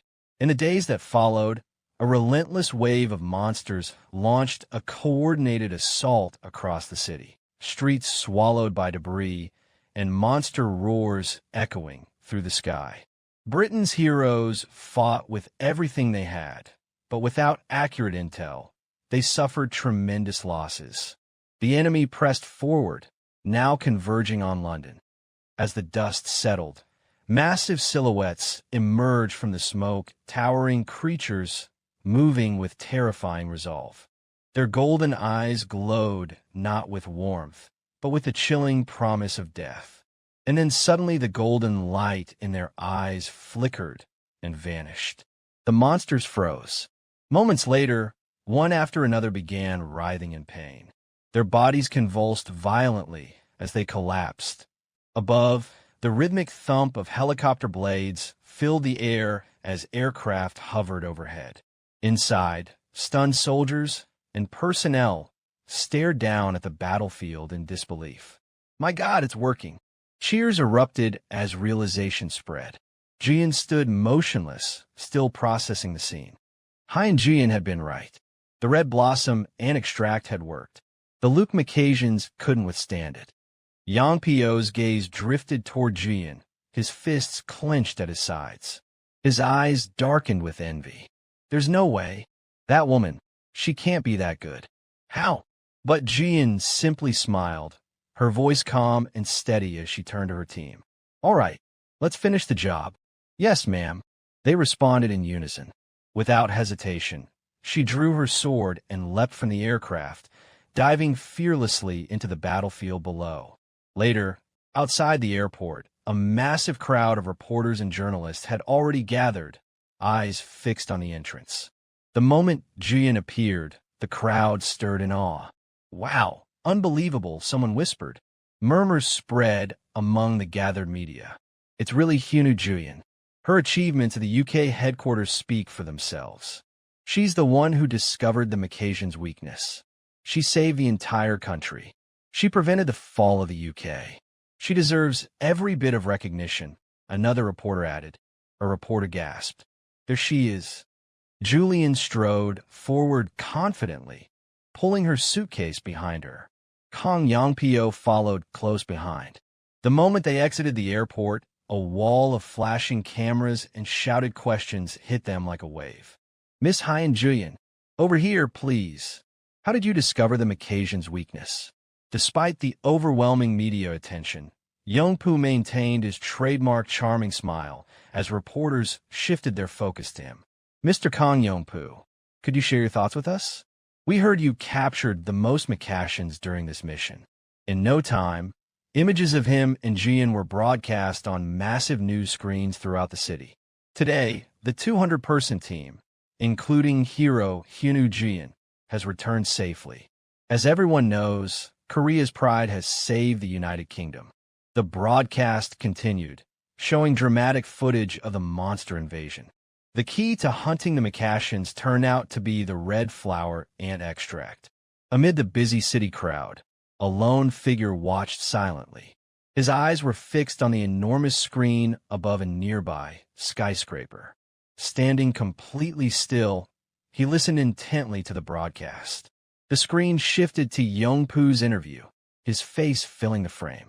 Dojin's gaze sharpened, his eyes glowing coldly. Kong Yongpu, he muttered under his breath. Scene shift to a lavishly decorated dining hall. Several neatly wrapped gift boxes adorned the table. A familiar voice broke the calm. A gift for you? Dojin paused, his glass of water halfway to his lips. A gift? He echoed, confused. Hyun Ji-yeon smiled and gestured toward the boxes one by one. That one's for Eun-young and Grandma.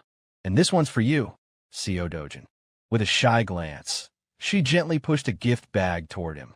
Open it at home, she added playfully. It's not really appropriate to open it here. But Dojin, ignoring her suggestion, reached into the bag and pulled out a neatly folded shirt. He gave a glance and remarked casually, "Looks expensive." Jian didn't deny it. Raising her glass, she replied with a composed smile and says, "Think of it as a thank you. Thanks to you, I was recognized as a hero." Her tone shifted, becoming more serious. "Compared to what you've done for me, this is nothing. If you need it, I'll even buy you a car." Dojin calmly placed the gift bag back on the table. "If I ever need anything, I'll let you know, but I've already been repaid." Jian's playful demeanor faded. Her eyes grew sharper, more determined as she looked directly at him. "If I asked how you knew the Macasians' weakness, would you tell me?"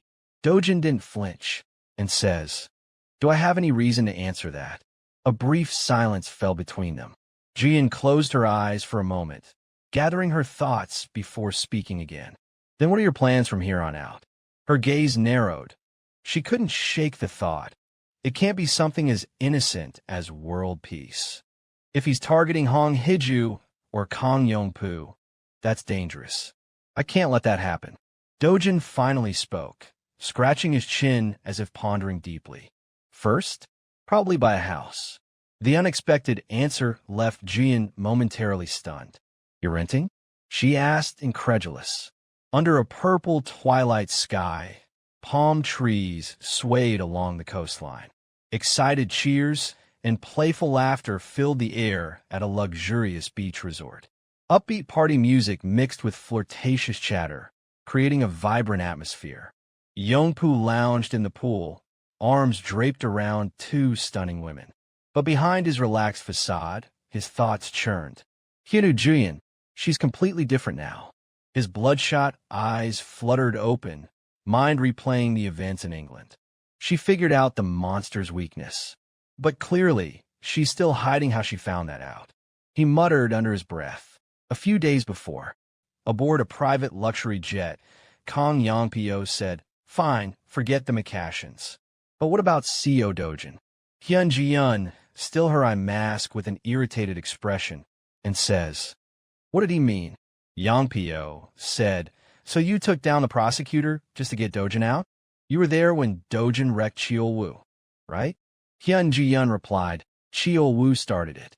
He tried to kill someone inside a gate, and failed. Even when they faced off later, Cheol-woo struck first." Yongpyo let out a cold, bitter laugh. That idiot, blinded by pocket change, that wouldn't be surprised if he got killed.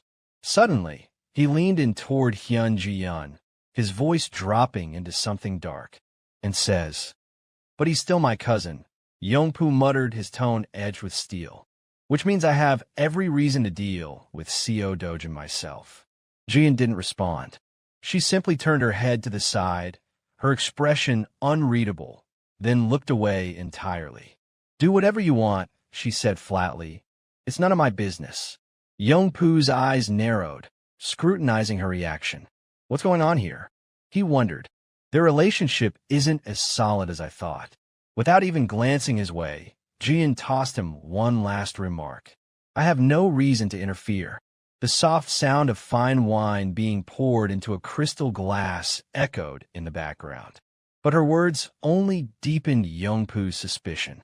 He took a slow sip of the wine, his gaze thoughtful and dark. No reason to interfere? No, there's definitely something between those two. Scene shift to England, shrubbery. One of the hardest-hit locations was left in ruins after the recent wave of monster attacks. The UK Hero Association had deployed personnel to the area, their presence tight and vigilant. They were desperate to collect as many mana crystals as possible before the inevitable second wave struck. A D-rank hero exhaled a weary sigh. What a waste. If we had that red flower ant extract, even guys like us could have taken down a Macashin. The man beside him nodded grimly. Yeah, if the first wave had been stopped in time, this place could have been a gold mine for mana crystals. And says, everyone knew, once a wave-hidden area, no teleportation gates could ever be installed again. One of the guards glanced uneasily at the rift. They say the second wave won't just be Macashins this time, other monsters too. His teammate nodded. Yeah, that's what's terrifying. No one knows what's coming. I heard some countries were completely wiped out. A faint sound behind them made the first man turn instinctively. What? Did you see something? No, the man muttered, eyes still locked on the portal. Just got this weird feeling, like someone walked out just now. His teammate scoffed, clearly unconvinced. The strike team? It's only been 5 hours. They both try to shrug it off and refocus their attention. All right, eyes up. Mana crystal thieves are bound to show up sooner or later. But at that very moment, the red portal let out. Strange arcs of lightning danced across its surface. The guards froze in place, eyes wide. From the portal, a man emerged clad in black armor, a terrifying aura radiating off him like heat from a furnace. Bloodlust hung in the air, heavy and suffocating. The guards stared in horror. He's not one of ours, one of them breathed. Not a hero, not even a hunter. Call HQ. Before they could move, the armored figure raised his hand. A blinding ring of green light materialized in the air. It shot toward them, instantly lifting both men off the ground. Suspended helplessly, they thrashed in panic. Damn it! One of them cursed, pulling out 3 daggers and hurling them. Die, bastard. But the glowing rings deflected the blades with ease. The man's scarred face twisted into a cruel sneer. Pathetic. He clenched his fist. The guards screamed as an invisible force crushed down on them, while the figure watched coldly. So it failed, he muttered. Even after activating the time-space rift, he clicked his tongue. Need to boost the mana output. One of the guards, barely conscious, forced himself to look up. Who are you? He stammered. The armored man tilted his head slightly, as if considering whether to answer. But before the words could come, he flicked his wrist. The guard's body collapsed, bones shattered, blood pooling rapidly. The man calmly lowered his hand, expression filled with disdain. Time to clean up the trash. Scene change. Payu, South Korea. A hidden residential area nestled in a lush, secluded valley surrounded by green mountains. Dojin walked leisurely across an open expanse of grass, his expression calm, his steps unhurried. But as Dojin continued walking, a strange noise made him pause. A gust of wind swept through the valley, sending the tall grass into a wild, rustling dance.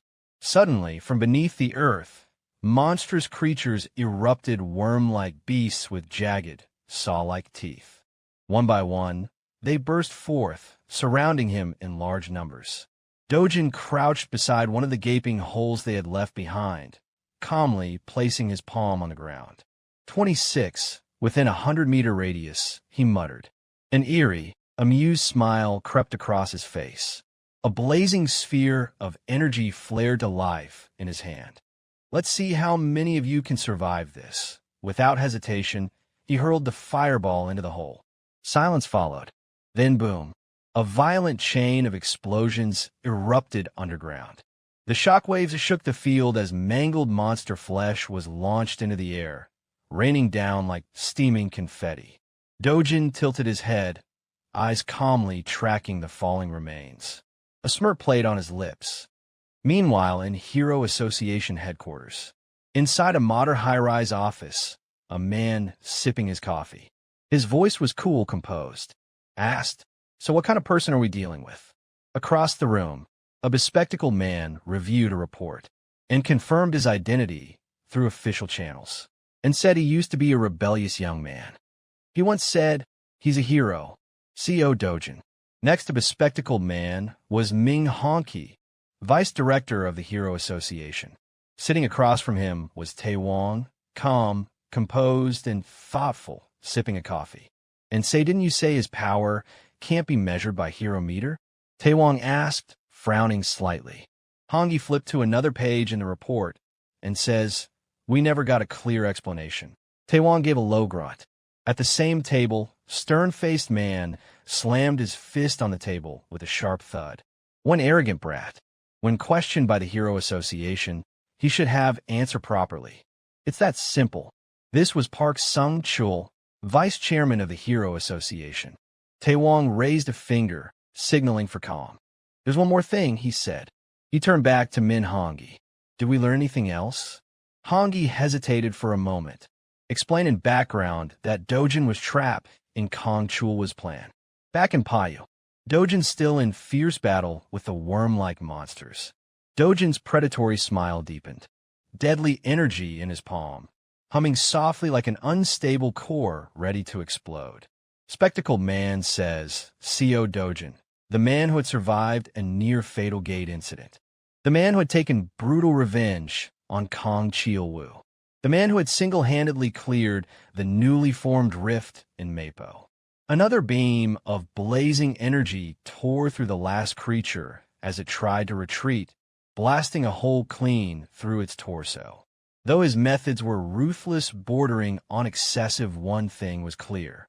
CO Dojin's power was overwhelming. Back in the office, Minhongi lowered the report, his voice heavy. CO Dojin, his strength is beyond anything we've dealt with. Tai Huang leaned back, folding his arms and closing his eyes. A wild stallion, huh? He mused aloud. Impossible to tame, but undeniably a thoroughbred. Is that what you're saying? Hongi nodded hesitantly. There's more, he added. He's applied for official hero certification.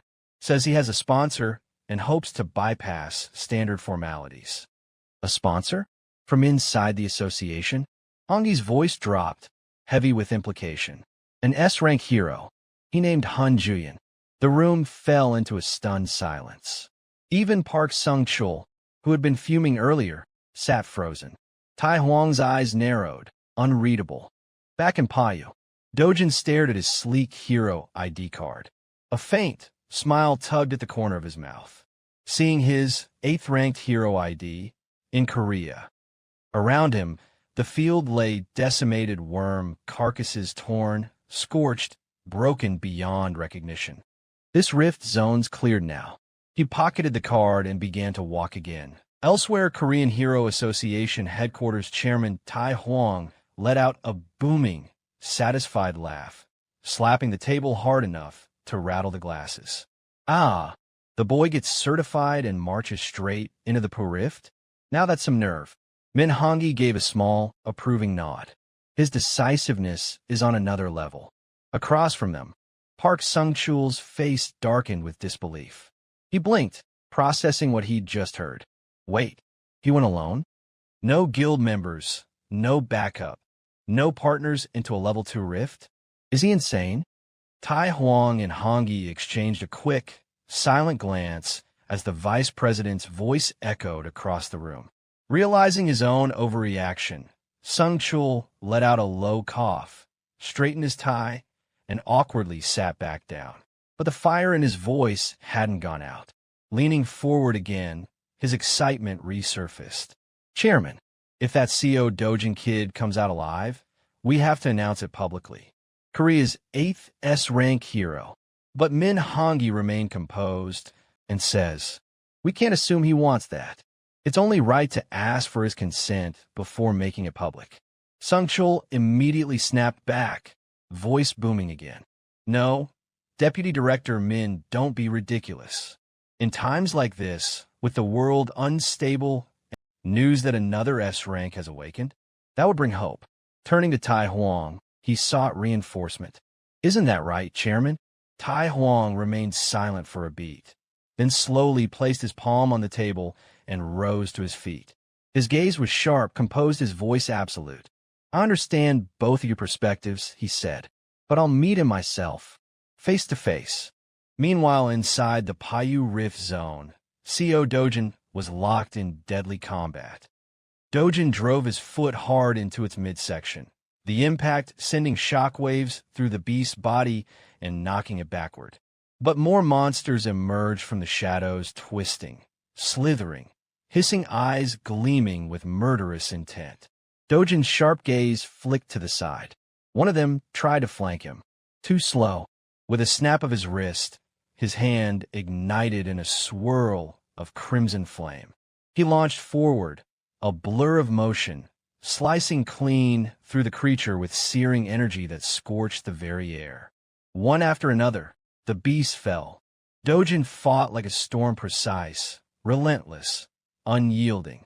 The serpents collapsed in a heap behind him, towering bodies thudding to the ground like felled trees.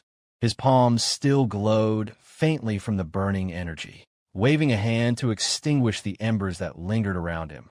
His eyes lifted toward the sky, endless, blue, deceptively peaceful. Then he muttered to himself under his breath. As expected, this burns through my mana fast. The scene transitions to the Gazan Hero Complex, where a young man is casually playing a mobile game behind the front desk. CO Dojin enters. Without looking up, the young man says, "Please provide the name under the reservation." Dojin replies, holding something out. "I'd like to see if this can be forged into a weapon." The young man scoffs. Reservations only. Try another store. Dojin raises an eyebrow. Didn't you just say there were a lot of reservations? Funny, you didn't even check the list. You were the one who answered the phone earlier, weren't you? Listen, mister, we're fully booked, the young man snaps. We don't have time to waste. Just go somewhere else. The craftsmen in this area are all top tier. Without warning, Dojin grabs him by the collar.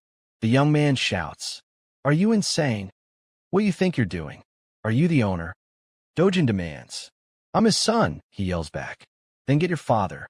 Now, I came all this way because I heard this place had the best." Flustered, the young man pulls away and steps into the back. "Father, there's a customer asking for you." Moments later, Choi Chokwon, the famed hero weapon craftsman, emerges from the workshop and eyes Dojin. "Who sent you here?" he asks. "Hyun Juyin," Dojin answers, setting down his bag. As he begins to unpack it, Choi Chokwon's eyes widen in disbelief at what's inside. The son stares, equally shocked. "Father, what is that?" "That's the tip of the giant black killer fong," Choi murmurs, almost in awe. "It's been a long time since I've seen something like this." "I want a sleek sword," Dojin says. "Make it as long as possible." Choi snorts. "Long? You clearly don't understand weapon crafting. Non-metallic materials like this lose durability if stretched too much. I'll forge 2 medium-length blades instead." Dojin narrows his eyes. "What? Are you admitting you're not skilled enough? Just connect them into a single blade. I need the length, and enhance its mana absorption to the highest level you can." The son bursts out, offended. "Lack skill? Are you serious? My father's weapons always reach at least grade 3 in mana absorption." While examining one of their swords, Dojin remarks dryly, "This feels like grade 5, before effortlessly snapping it in two." Both Choi and his son watch in stunned silence. "If this is the kind of trash you're producing, don't bother," Dojin adds coldly. Choi, recognizing Dojin's authority, give a solemn nod in agreement. The following day, the scene shifts to a tranquil forest, lush and bathed in morning light. Deep within, a monstrous creature slumbers, its snores rumbling through the trees. Suddenly, its eyes burst open, blazing with fury. It's been awakened. It roars, shaking the forest. Calmly, CO Dojin steps into view, his face hidden beneath a hood. "So noisy," he mutters, unimpressed. Gathering energy into his hand, he unleashes a fiery blast that strikes the beast with explosive force. In retaliation, the monster uproots a massive tree and swings it like a club. Dojin nimbly evades, soaring through the air as he prepares his next strike. The creature reels in surprise as Dojin dives down at incredible speed, cloaked in raw power. But in a horrifying twist, the monster instantly regenerates, stronger than before, its single red eye glowing ominously, now surrounded by a sinister green aura. Unfazed, Dojin charges in, clashing with a monstrous cyclops in an intense battle. A devastating blow to its chest enrages the beast even more, but Dojin's strength and mastery of firepower ultimately prevail. With a final, crushing strike, he defeats the creature. As expected, it's hard to sustain the mana sword for long, he murmurs, retrieving a jar from his bag to collect the cyclops' blood. Later, at a bustling trade center, Dojin calmly places the jar on the counter. The clerk's eyes widen in disbelief. "What is this?" the clerk asks, eyeing the item curiously. "Tell your father, Choi, that with this, he'll be able to fuse 2 black killer fangs with ease," Dojin replies calmly. "Wait, at least tell me what it was," the clerk calls out, but Dojin is already walking away, ignoring him. As he leaves, Dojin reflects silently. "I've gathered all the essential materials. But to truly boost mana absorption, there's still one more thing I need." He pauses in thought. "To be safe, there's only one place on Earth I can get it." The scene cuts to lounging at a scenic resort, Hyun Juyin, seemingly enjoying a vacation. Her phone rings. It's CO Dojin. He says only one word, Brazil. Her eyes widen in alarm, her relaxed demeanor vanishing instantly. A man walked past the poolside in nothing but sleek swimwear, and the lazy rhythm of splashes echoed faintly in the background. Without looking at her, Ji-yun asked Inju, was a hero sent to Brazil by the association? Inju replied, yeah, I guess. A partnership was formed between the Brazilian government and the association. A full-scale operation is being launched to shut down the Rift Zone.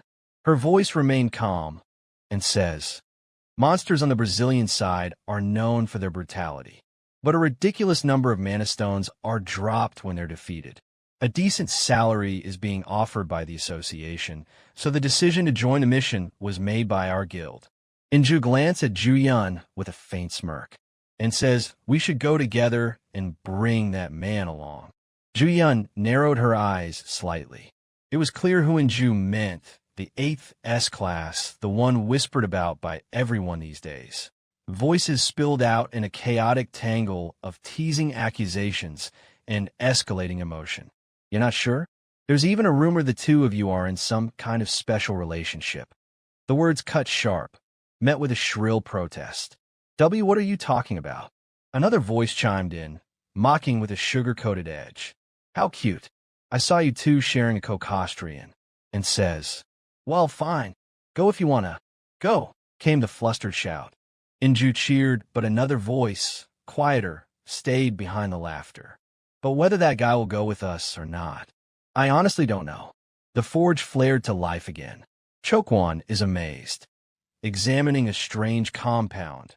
Fused materials, not even metallic, bonded seamlessly as if liquefied and pressed by unnatural force. How do they figure this out?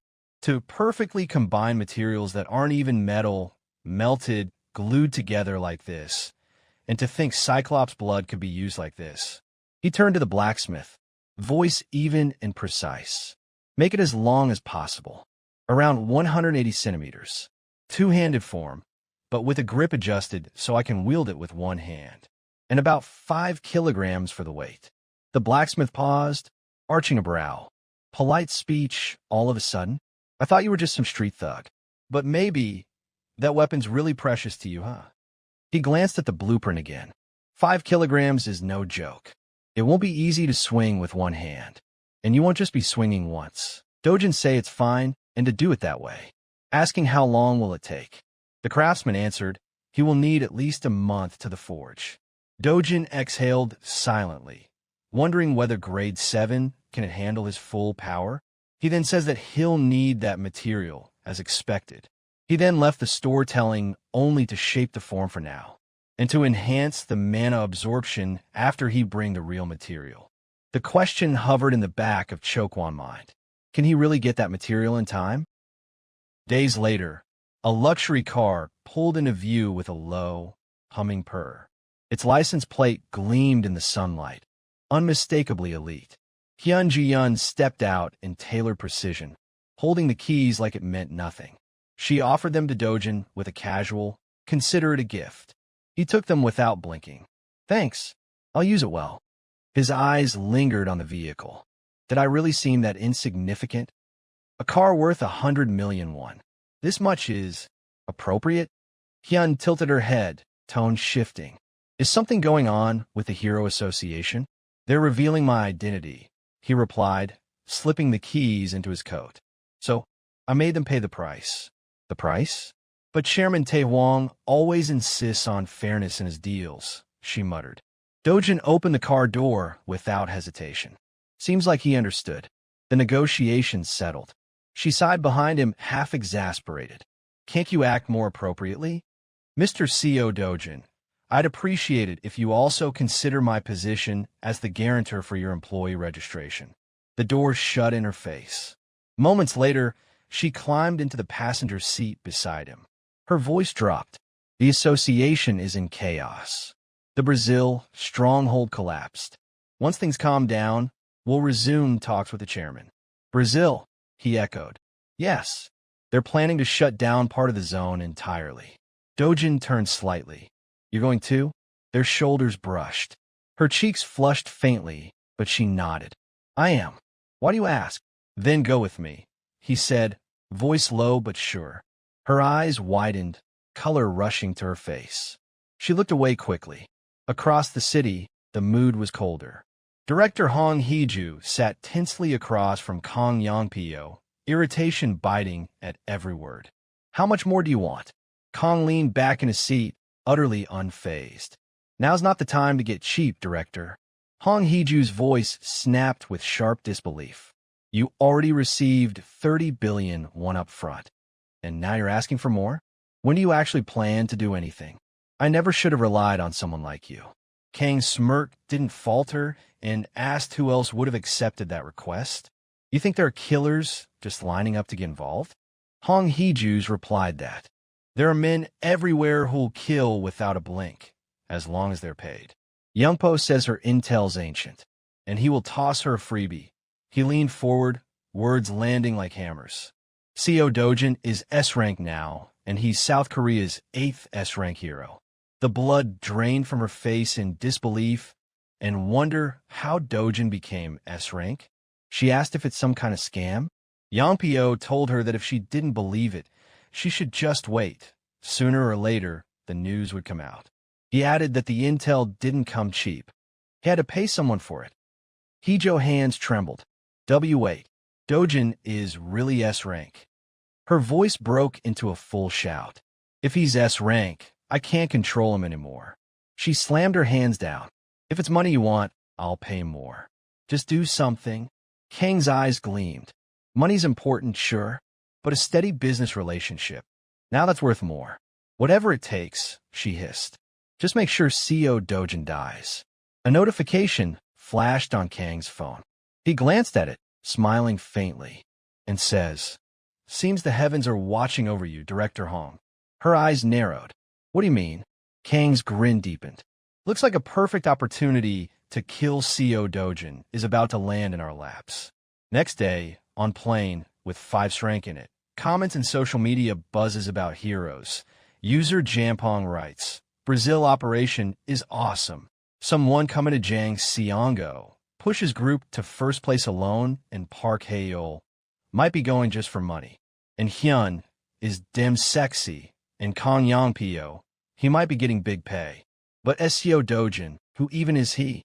While he is peacefully eating noodles, many are curious about his skill." The air hosts announce they will soon arrive at Brazil. Scene shift to Sao Paulo, Brazil. Inside a Brazilian Hero Association headquarters, the tense faces gathered in the control room. The news had just come through. The Korean expedition team had landed at the airport. One executive murmured saying, "It's a good news," scanning the incoming logs, and says they're the fastest among the nations who respond their call for help. Another executive commented that some Korean heroes skipped lodging and went straight from the plane into Rift Zone for action, driven by the urgency etched into their poly, hurry-up culture. But beneath the praise, tension simmered. One executive, voice barely audible, asked what would happen if the Koreans caught on. Another replied in a flat, ominous tone that there were no eternal secrets and instructed them to simply contain it, at least until the operation ended.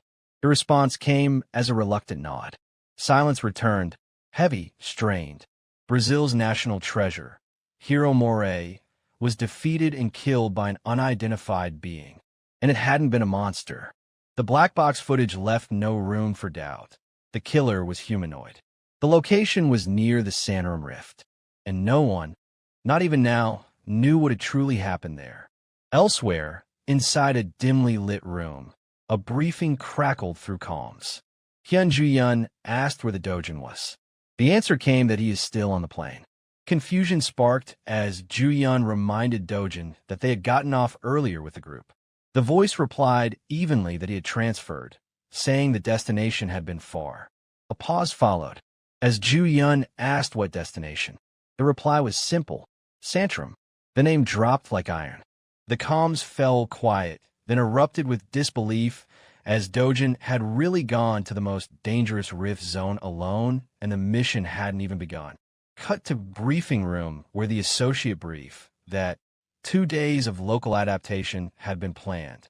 Every team will be deployed to requested rift zone.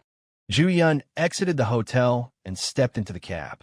Just as the door was about to close, Kong Yongpyo caught it and told her deployment wasn't supposed to start until after orientation. Ju Yun answered calmly that there is a place she wanted to check out. When asked where, he repeated the same name, Santrum. Shock rippled through Kong Yongpyo like a blast wave. As he stood silent watching her leave, he then noted that even the Brazilian Association had advised avoiding that area. Shadows stretched across the cracked earth, dry and lifeless beneath a suffocating silence. The team finally arrived, only to find Du Jun already there. Ju Yun demanded at least an explanation for why he had rushed in. He didn't even look up. He said he had waited. They were the ones who were late. Ju Yun snapped that if he had informed them earlier, they wouldn't have had to rush over like this. Ju Yun exhaled and told him to just say what they were really here for. He answered, Blue Croco. A beat passed before someone asked if that was it. If that was the only reason he had come all this way. He returned the question. Did he need another reason? Joanne narrowed her eyes and reminded him. She was 3 years older than him. He asked what that had to do with anything. She told him to show some respect. He insisted that he had been using polite speech the whole time. She snapped back that he kept mixing in casual, and if he wanted things to get awkward, then he should just stick to formal speech. He started to reply in protest, but trailed off. Their bickering drew attention. Zhang and Ju whispered that he was really pushing Join around. Another remarked that entering a rift like this, uncoordinated, seemed reckless. A third shrugged, saying Hero Hyun-join was there. What was there to worry about? Someone else agreed she was strong, but pointed out that their leader was just a rookie. Yet another corrected them, saying there were levels to being a rookie. And if it was CO Du Jun, they said, he might be the most legendary one they had ever seen. The deeper they went, the thicker the air grew, dense with energy, tension, and something else. Something primal. Someone hesitated before speaking up, asking if CO Du Jun hadn't come here to shut down the rift. He replied with cold calm that he had come to gather materials. Then he asked why he would shut it down. You don't throw away a mine before draining it. Materials? Join echoed. Suddenly a claw tore through the air, razor-sharp, blindingly fast attacked them. One of the team members shouted out, saying them to focus and take their positions. A ripple of power surged through the air. They had appeared. A creature stepped into view, massive, armored, and thrumming with energy. Someone groaned that this was way worse than the pictures. Another muttered that it felt too dangerous. Du Jun told them to move aside with certainty. He muses Choi Chokwon word saying, it won't be easy to get the Blue Croco's heart with bare hands. Then he tossed his prized sword. Its weight spoke more than words. He told him to use it to get the materials. Then came the roar, the clash. The battle had begun, and Dojin slashed the monster in a flash. Then came the crash. Recognition dawned across the faces around him. Someone whispered, breath caught, that they knew it. Someone else gasped that it was insanely strong. In the aftermath of a fierce battle, the other heroes were amazed by Xiao Dozhen's power. They whispered among themselves, wondering at how he had single-handedly defeated a blue croco and countless other monsters with a single strike. In secretive tones, they added that he had killed a Cocastrian, a fearsome monster bird, in the very same effortless manner, concluding that he was far from an ordinary hero. The group then turned to processing of spoils from the battle. When asked if he had finished sorting the blue croco hearts, Du Jun simply showed them the completed task. Ju Yun wondered aloud what the hearts could possibly be used for. Ju Yun noticed the meat Du Jun was grilling and commented that it didn't look like beef. Du Jun informed them it was blue croco meat and that it was quite edible, even offering her some. She then questioned why anyone would go out of their way to eat such a thing when they had brought plenty of normal food. Dojin simply says if she don't want it, then don't eat. Then Dojin started eating. Inju questioned about its edibility. Their shock turned to disbelief when Juyun, trusting Du Jun's word, decided to try it. After tasting it, she found it to be surprisingly good. This act of trust prompted the group to shift their focus from the monster meat to Du Jun's relationship with Juyun. Inju pressed him for his secret, how he had won over someone who had never had a boyfriend and was known for not falling for guys easily. They specifically asked what dating secret had made her trust him enough to eat the strange meat.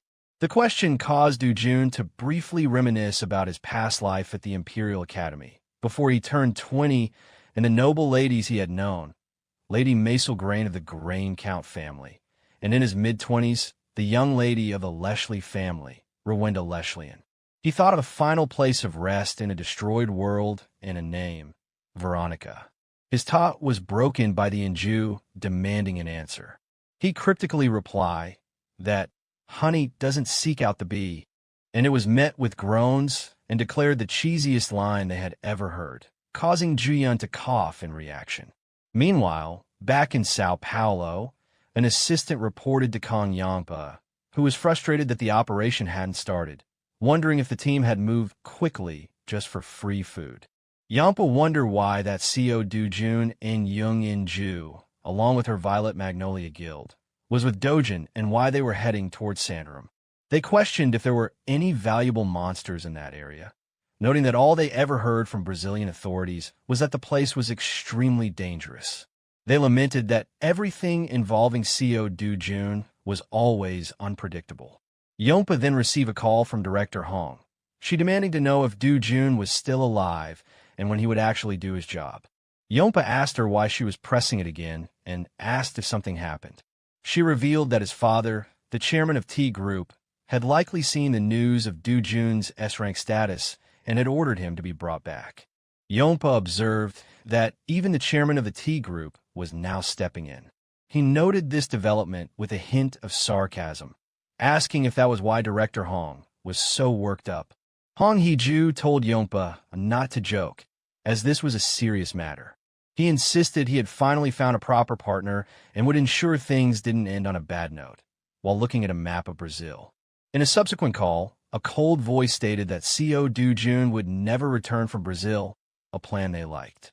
Director Hong Hee-ju instructed Yompa to hang up, and Youngpo told his assistant to contact Takashi's side, which he acknowledged. The conspirators were pleased that Do-jun had walked into a remote area, making their job easier.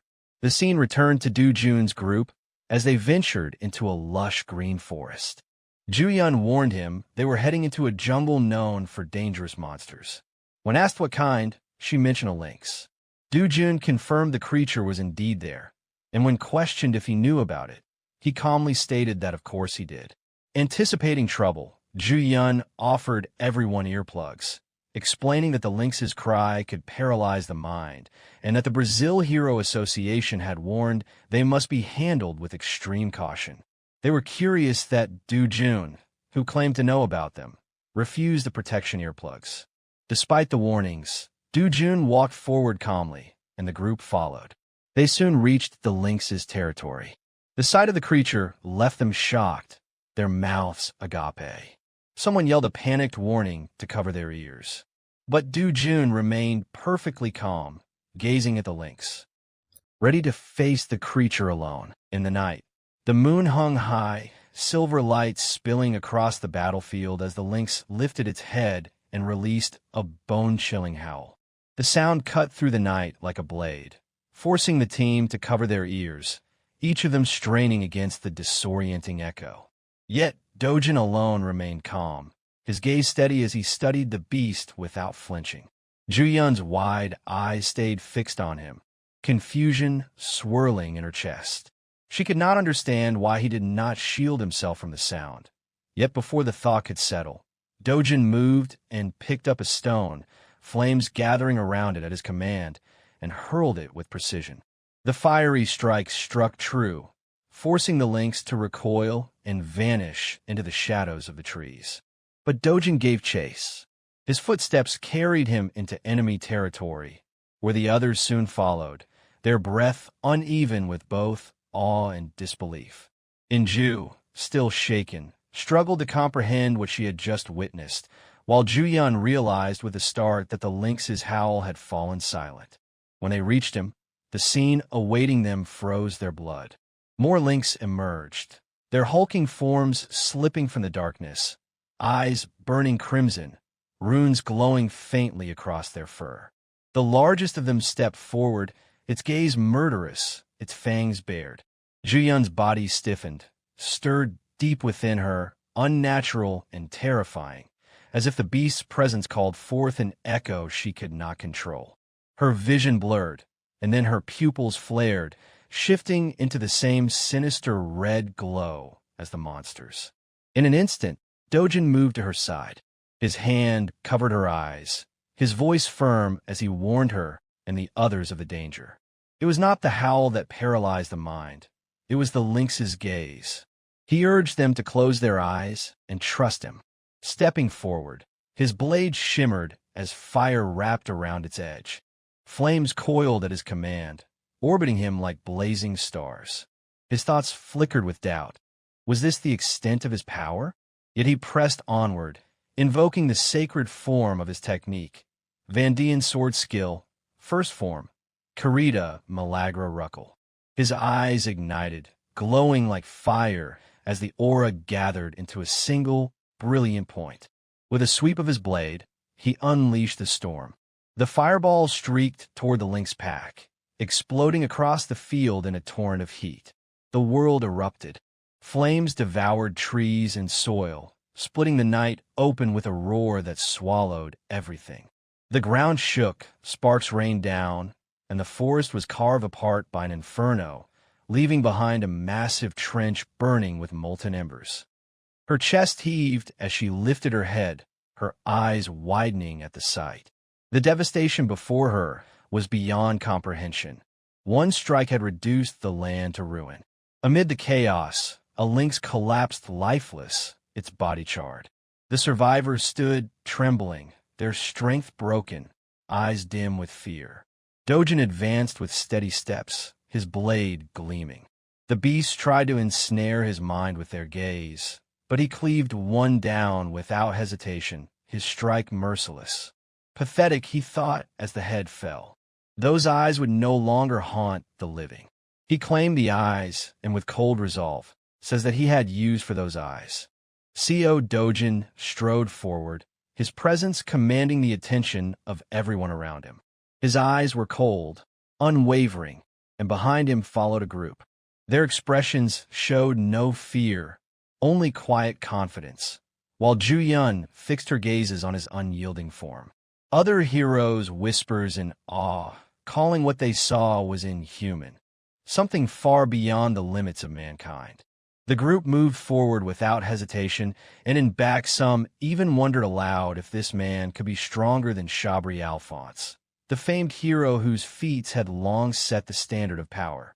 Another murmured that his strength might rival Cain Lester, the world's strongest hero, though others scoffed, saying to compare anyone to such a legend was absurd.